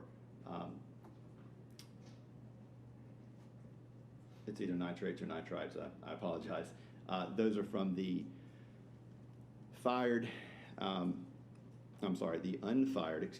the unfired gunpowder particles. So they have a particular shape that we look for. They're either ball shape, flattened ball shape, disc shape. There's some other shapes there, but we look for those, and then sort of the chemical confirmation is that it turns out blue. So this is a positive. This just shows that the diphenylamine test solution that we're using is working. We take a piece of gunpowder that we know is gunpowder, and we test it with that. And so what do we have in 405? Those are some particles that although they didn't look like gunpowder, they appear to be consistent with Grex, which is or shot buffer, which is a portion of the loading of many shot shells that make the pellets sort of have something in between them. It's sort of sidetracked here, but it's to prevent what we call billiard ball effect, so that when the pellets are fired, they don't bounce against each other and cause themselves to spread out faster. I suspect that's what that is. It didn't test positive for gunshot residues, but it was something that I wanted to make sure it was not gunpowder. Even though it didn't look that way, I tested it. Where'd this come from? Those were collected from the shirt. All right, so both this 405 and 404 collected from the shirt. No, 40, that picture there, is that 404? 404. 404 is a control, so that's two things that I brought out. One is the solution to test for the gunshot residues. The other is a known particle of gunpowder. 405 were suspect particles that I tested. Okay, but they didn't actually react. They didn't react, correct. Gotcha. So 406, of course, is this the photo that you went ahead and looked at as part of your analysis for the muzzle to target distance?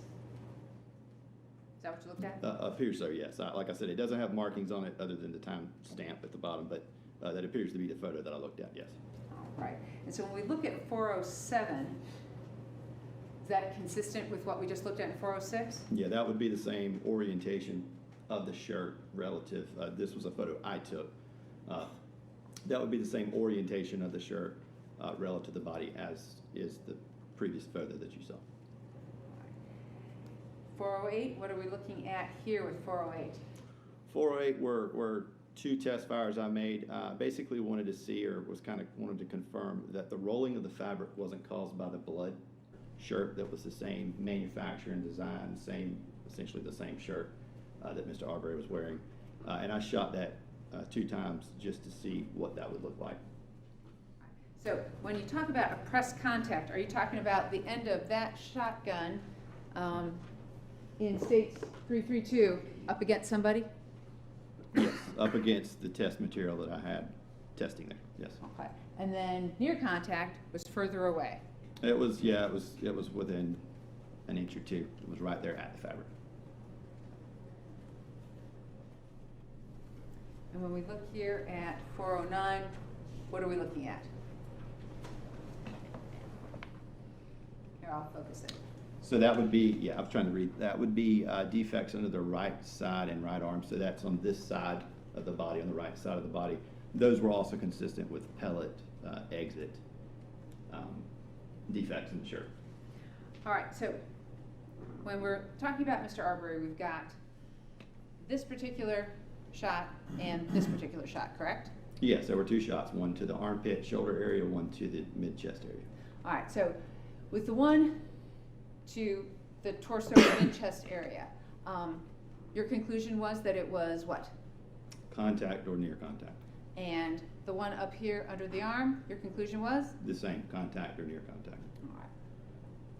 And that's to the fabric. You know, I'm looking at the wound, but I'm looking at examining the shirt. Okay.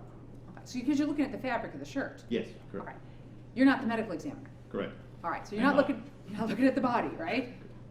I look at the body to assimilate the holes, but I'm making my observations and my analysis based off the shirt. All right. And the shirt really is just how much it tore and the curling of the fabric? The searing and the tearing and the curling and the size of the holes, yes. Okay. And you're not able to opine as to, or offer an opinion to the jury as to the order of shots? I mean, it appears from looking at the video that I saw, that the last shot was the shot to the armpit area. And it also appears that, just looking at what appears to be. I'm sorry, I'm going to object to Mr. Leopard opining what he watched in the video, which we've all watched now a dozen times, and his coming to a conclusion where the video speaks for itself. Yeah, it's sustained. I mean, if anything, sustained as the question's asked, yes.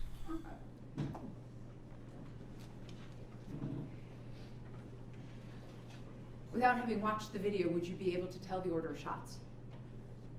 No. All right, so let's go ahead and talk about this particular shotgun that is within State's Exhibit 332. Yes. Okay, I'm actually going to ask you to come back down, sorry. And unfortunately, you took your gloves off.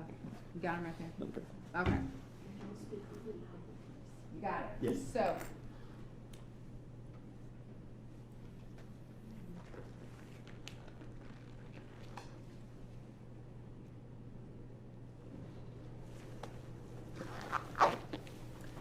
how does that shotgun work? Go ahead and pull it out so you can go ahead and show the jury. From start to finish? From start to finish. Okay.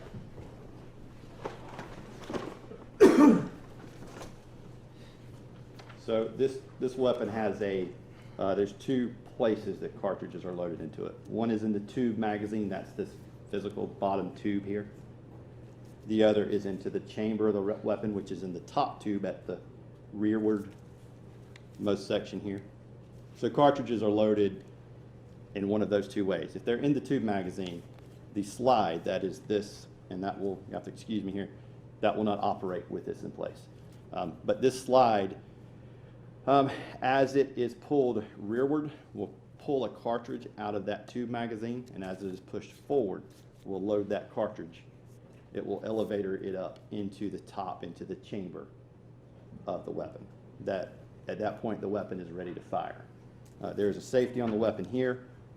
As it's pushed to the right of the weapon, that would be that way, it is engaged. That means the weapon will not fire. As it's pushed to the left, that means the safety is disengaged. It's ready to fire. So assuming it is loaded and the safety is off, at this point, the only thing that happens is you pull the trigger. When the trigger is pulled, the weapon fires. Okay. The cartridge stays in the chamber of the weapon. And in order to load another cartridge in there, you move the slide rearward, the slide forward. That extracts the spent cartridge and loads the next cartridge from the magazine. And at that point, it's ready to fire again. How many cartridge cases can fit into that shotgun? Again, can I refer to my notes for that? Of course. Yes.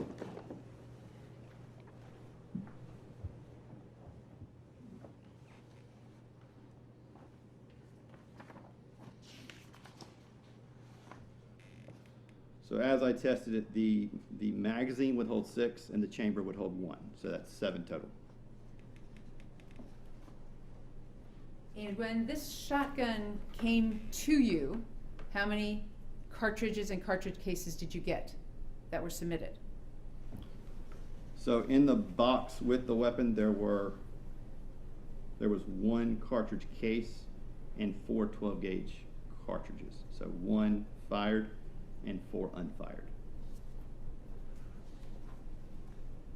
Also submitted in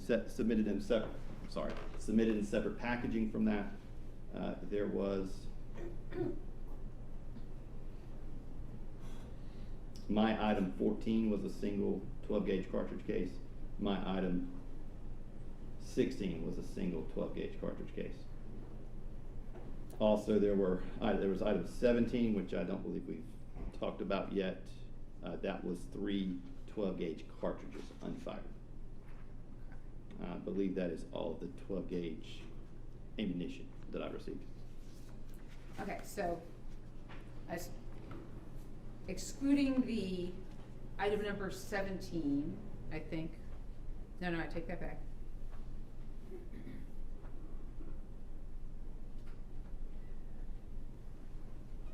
Hold on, I wanna make sure I get this right. 1 cartridge case, meaning spent shell case, came with that gun, In the box, yes. in the box. Then you had 4 cartridges which could be fired, and they Yes. came with that. Yes. All right, so that's 5. Then we have State's Exhibit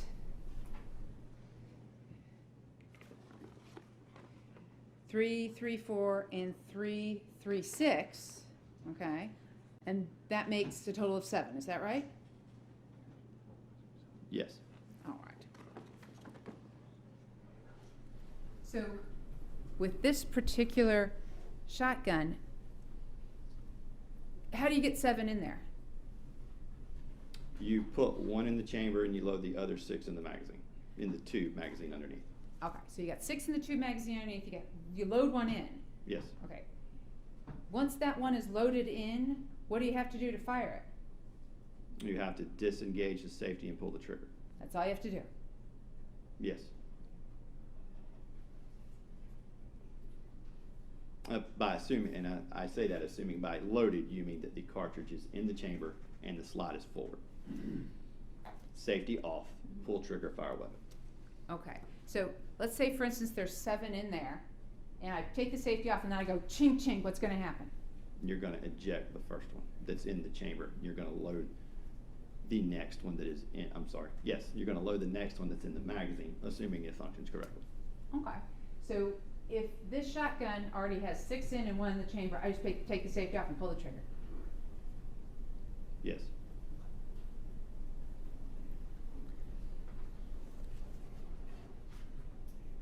Now in order to fire it, the next time. One thing there to clarify too. Yeah, go ahead. Your question about extracting that first cartridge. Okay, so there is a lever, I think it's called a slide lever lock, that's on the side of the weapon. Once the slide is forward and it's loaded, that lever has to be pushed to unlock that slide, unless you pull the trigger. So I don't know exactly what your question was there, but in order to take that one out, you would have to unlock the slide with that button, that lever. So for instance, I loaded the shotgun, I had the 6 below and the 1 in here, in the top, the 7th Yes. one. If I just wanted to take it out without having to fire the gun, I'd have to hit the lever. Yes, So that's me, basically if I just wanted to unload the gun at that point. correct. Okay, but if I am about to fire the gun, I've got the gun, I just hit the safety and I can pull the trigger, will anything eject at that point? No, Why not? because you will have to manually pull the slide rearward to extract and eject the spent cartridge and then push it forward to load the next cartridge into the chamber. So if I have fired it once, I have to ching ching, and then a cartridge goes this way. I know I'm making noises, but cartridge goes this way. Yes. I'm ready to fire again. Yes, I pull the trigger again. What happens? the weapon should fire. Is the cartridge going to eject? No, it will stay in the weapon. Until Same what? cycle of order there. You would have to extract and eject by moving the slide rearward and forward. And I fire it a 3rd time. What happens next? Same situation. Slide rearward, slide forward.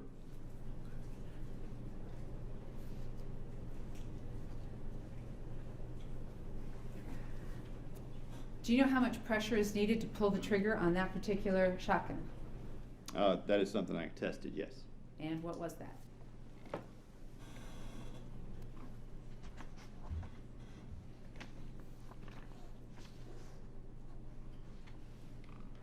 I tested it 3 times and it was an average of 3 1/4, 3.25 pounds. 3.25 pounds of pressure. Yes.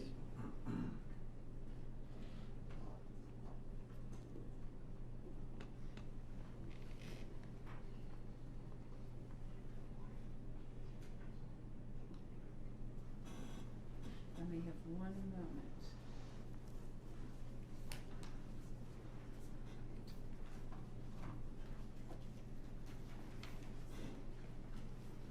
I want to make sure I've covered everything. Oh, of course I have not. I'm going to ask you, did you measure that shotgun? And if not, can we measure it now? We can, yes. All right. Did I measure? I guess that was your first question. Well, as part of your analysis, did you actually measure the shotgun when you first did your analysis back in June of 2020? Yes, the main thing we're looking there is to determine if the barrel of the shotgun is of legal length, and if the overall length of the shotgun is of legal length. For shotgun, per federal statutes, the barrel length has to be at least 18 inches or longer. Overall length of the shotgun has to be at least 26 inches or longer. So we're just looking to see if it's longer than that. And was this of legal length? Yes. All right. So what I'd like to ask you to do is come on down and measure the shotgun.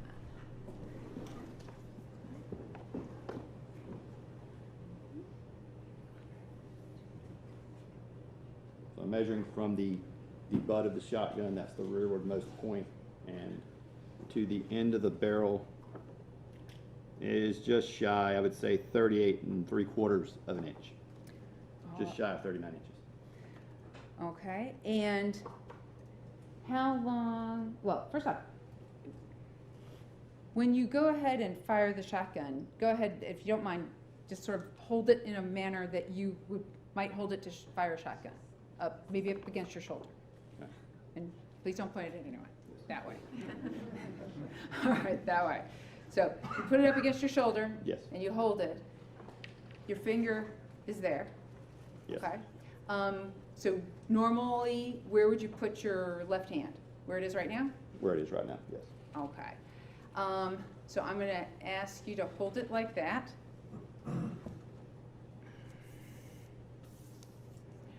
From here to here is, well, you can't see that. From here to here is how long? Basically where the pull is. To the trigger is about 25 inches. About 25 inches. Okay. Now, are there other ways to carry and fire a shotgun other than just up against your shoulder like that? Sure. I mean, that would be what we would call the normal shooting position. That's with the weapon up like this, with the rear of the gun against your shoulder, sort of in the crease of your shoulder, like this. It could be held unlimited ways, basically. Okay. As long as your finger can reach the trigger, and as long as you have something supporting it reasonably here on the forend. Got it. Thank you very much.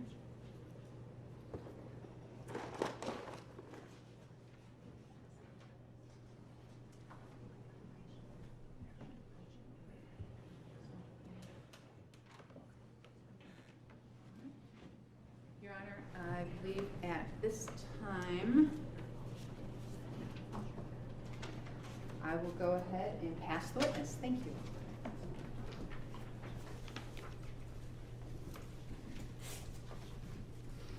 Good afternoon, Agent is Agent Leopard? No, I'm a civilian. I'm just a crime lab scientist. Okay. Scientist Leopard. Sure. Excuse me. Mr. Leopard, my name is Bob Rubin. I represent Travis Big Michael, and you and I have spoken before. Yes, sir. We spoke about, it's November, 2 months ago? That sounds about right, yes. Okay. And we talked about some of your findings in the case, correct? We did. Specifically, the muzzle to target examination that you did. Yes. Okay. But let me go backwards in time a little bit. You first, well, let me go even further back. When you, as a crime lab examiner, complete your examination, you complete a report. Yes. Has a case number, right? Correct. Has your name on it. Yes. It has your signature on it. Correct. It has a list of the items received or evidence received. Yes. And it has your conclusions or results. Correct. And you do that in every case in which you are asked to conduct an examination. Yes. Okay. within the report is a report date, right? Yes. How soon after your examination do you do a report date? It just depends upon the case. Sometimes it takes a bit of time to after the examination to wrap up all the paperwork. If the case is a situation where it's verified, microscopic work, it's verified by a second examiner, and then peer reviewed, it just that time varies. Okay, so you don't have an official report until you've done your examination and your examination results have been, and methods have been reviewed by another peer in your agency. Correct. All those things are done and released, and that's the report date. Okay. Do you have your reports with you? Yes. Okay. There's a case number which the state has asked you about, and it's 2020-600-1183. That's the case number for this particular case. Correct. And it's specific only to this case. There's no other cases that have that case number. Correct. Now you received evidence in this case as far back as, and if I'm reading this correctly,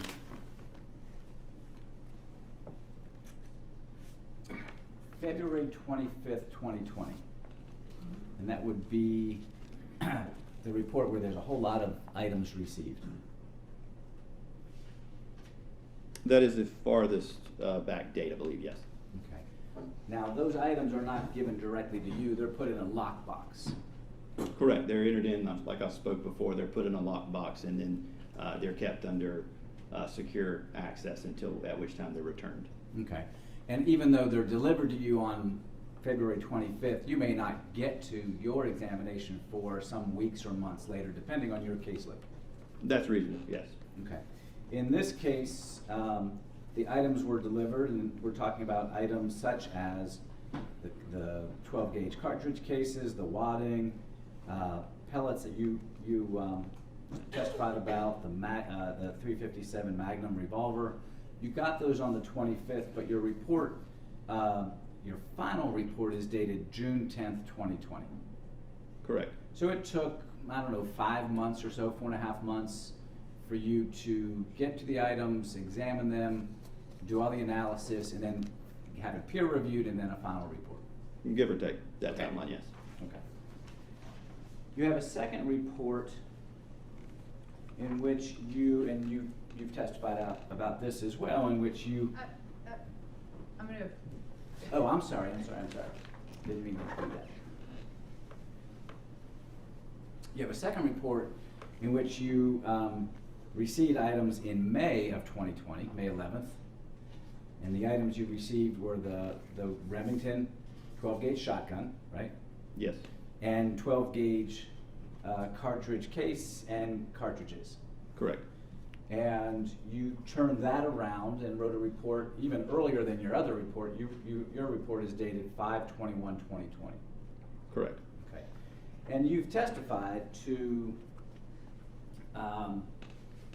the items you reviewed, what your conclusions were about the cartridges and the shotgun, the unfired cartridges, your examination that the shotgun itself was functional.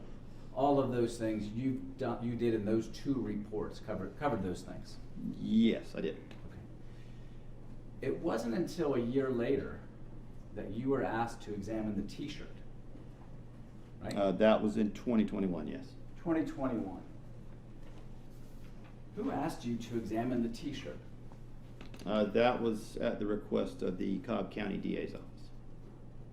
The people at this table, Yes. their office, Their office, yes. not the medical examiner, right? Correct.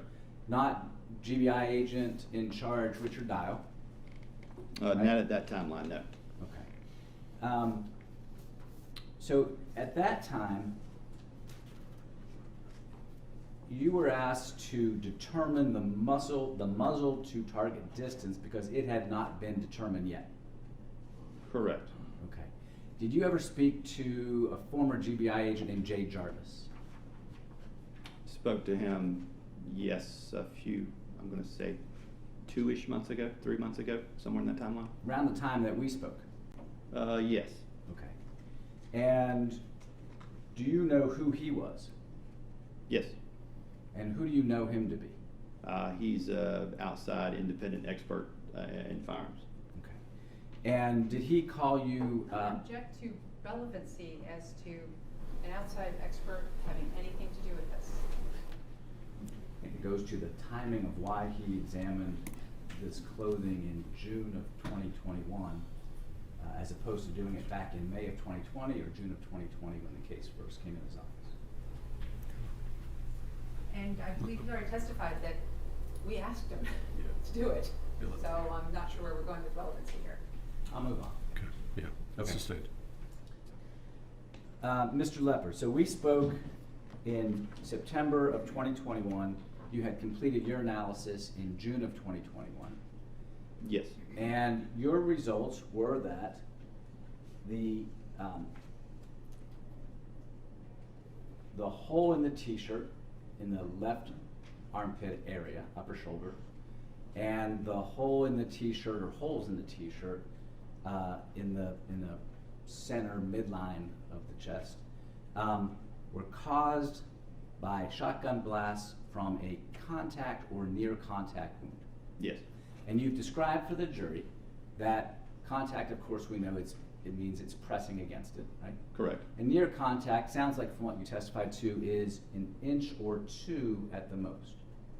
It's very close. I wouldn't put a definite number on it just to say, I would just say that it's got to be close enough for that gas exiting the end of the gun to make an impact on the fabric to cause that searing and tearing and rolling back as we saw. Okay. And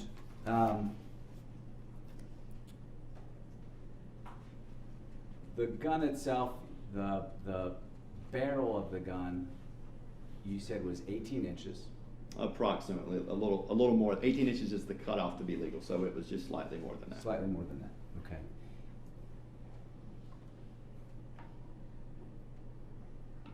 I certainly don't want to handle that gun, and no one wants me to handle that gun. Do you mind stepping down, if it's okay with the court, and picking the shotgun up? Do you have another set of gloves?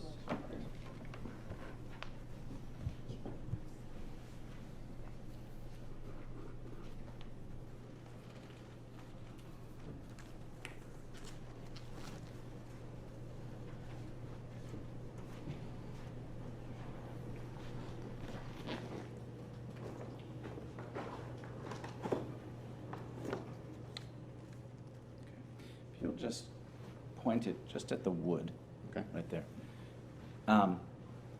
Contact, near contact wound. If the wood were the t-shirt that you've described, could you show the jury how close that gun would be to that t-shirt? Yeah, and again, this would be an approximation. Obviously, contact is touching the wood.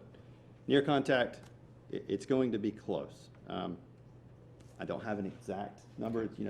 As it were, it's just an approximation. But it's going to be close to the wood, close to the shirt. Okay.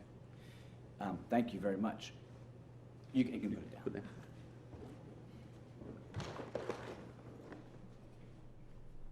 Please have a Oh, seat. okay.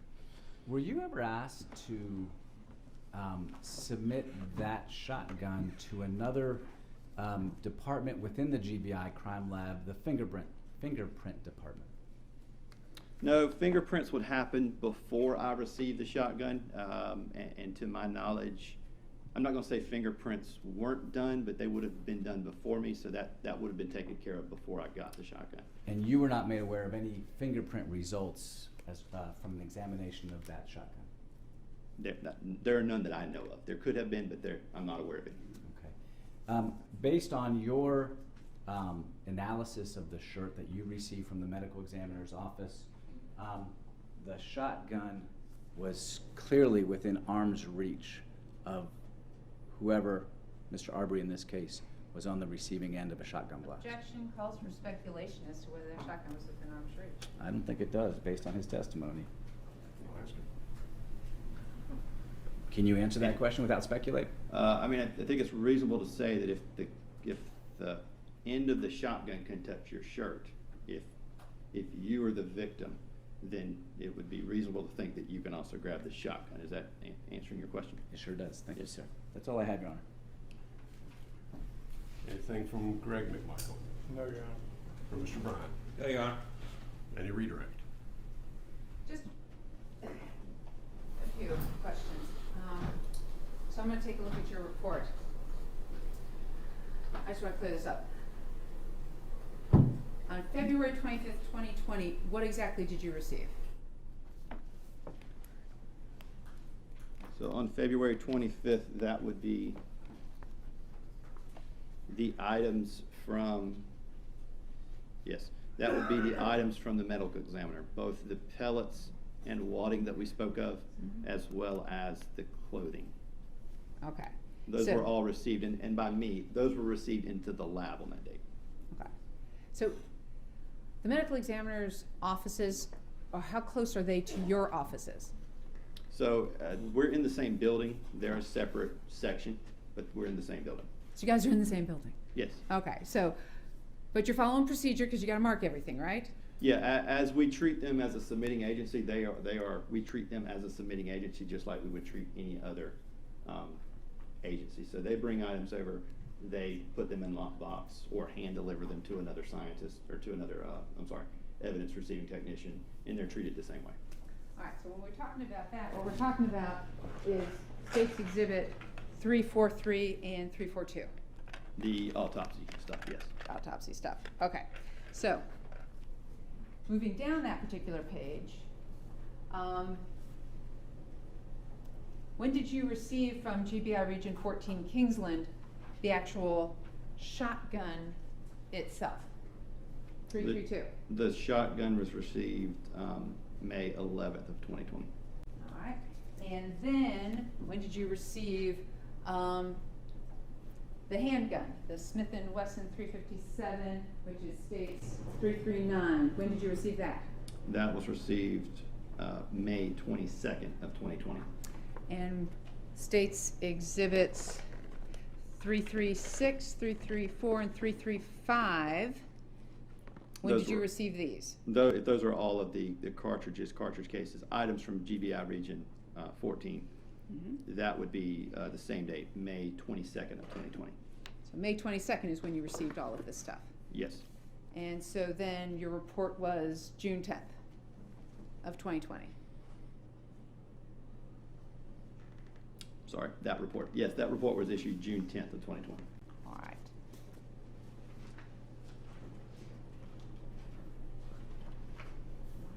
And who's the person who called you up and asked you to do the muzzle to target analysis?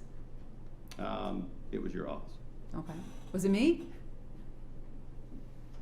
I believe it was you.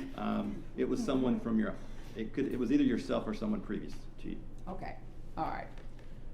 Anything else? No. Thank you very much. Anything on those matters? Yes. Do you know why Ms. Donikoski called you to do the muzzle to target distance? It was my knowledge that they wanted it done just for the completion of the case, the totality of the case.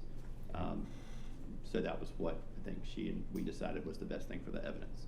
Any reason it wasn't done earlier, do you know? It was asked earlier, but earlier on in the case, it was asked by a GBI agent way earlier in the case. And a muzzle to target is not a service that we typically just do on every case. It's only done on an as-needed basis, and typically it's on an as-prosecuted basis. So a lot of times it will not be done until the prosecutor asks it, because one was the video in the case was evident, and that was asked by her at a later date, and we decided that if that was what she needed to prosecute the case, that was what would be done. Do you know if the medical examiner came to a conclusion after his autopsy of a muzzle to target distance based on what he had at that time? I'm going to object to the ME is about to testify next, so him testifying to what the ME said or did at any time. I have not asked him what the ME said. I just want to know if he knows if the ME did a muzzle to target distance, not what the answer is, not what he said or anything. Do you? So, Rule, go ahead. Okay. Do you know? Do you know if the medical examiner did a muzzle to target examination as part of his autopsy. I don't think he did a muzzle to target examination per se. I think he may have had an opinion on distance. Okay. Do the elevators work in your building? Yes. Were the elevators working back in June of 2020, July of 2020, August of 2020, all the way to June of 2021? I'm sure they were, yes. Any reason the medical examiner couldn't come to you and bring you that white t-shirt? That would be up to him. Okay. Thank you, Mr. Leopard. Thank you. You can step down. You are released for the day, but subject to recall. Thank you.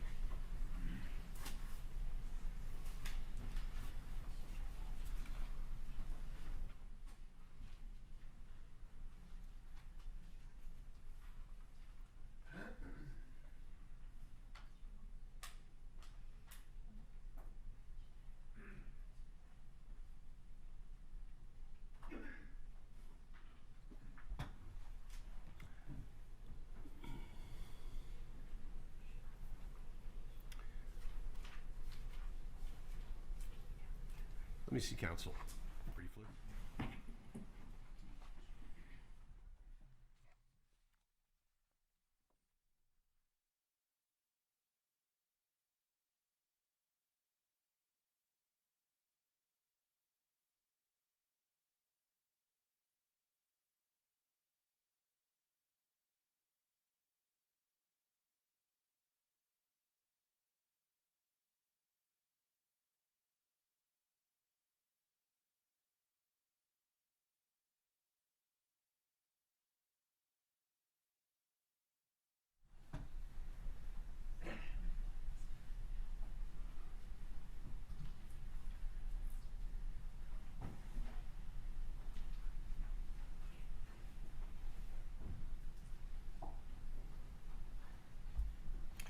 All right, ladies and gentlemen, we are at a good breaking point for the day.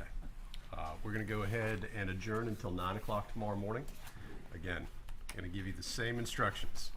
Do not discuss this case amongst yourselves or with anybody else. Don't go looking for any information about the case, and if anybody approaches you about the case, please notify the court immediately upon your return and do not discuss that with your fellow jurors. So again, don't go looking for any information. Don't go picking up the news or news feeds or social media or whatever's out there. If anybody's talking about this case around you, you need to walk away. Make sure that you do not spend any time around anybody who is talking about the case in your presence of hearing. With those instructions and all of the other instructions I've given you, thank you again for your attention today. It is greatly appreciated on behalf of the Superior Court of Glenn County. Have a good evening, and we'll see you back tomorrow morning. All rise for the jury.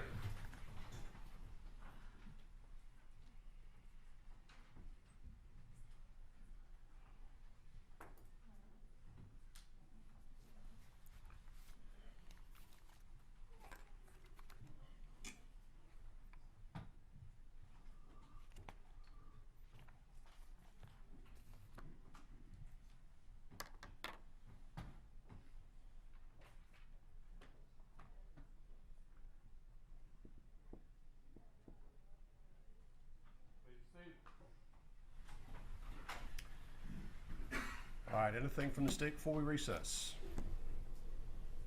No, Judge. From Travis you said that with some trepidation. I was wondering where that was going. Anything from Travis McMichael? No, Your Honor. From Greg McMichael? No, Your Honor. Mr. Brown? Your Honor, for the record, I had hoped to hear something back from the court after the remarks made this morning. Hope to hear something back from the court on what? It's all right, Your Honor. I have nothing further at this time. I'm confused. What are you waiting for, Mr. Goff? I was expecting the court to address the remarks the court made this morning. Obviously, I was mistaken. I stand corrected, Your Honor. I have nothing else today. We're in recess.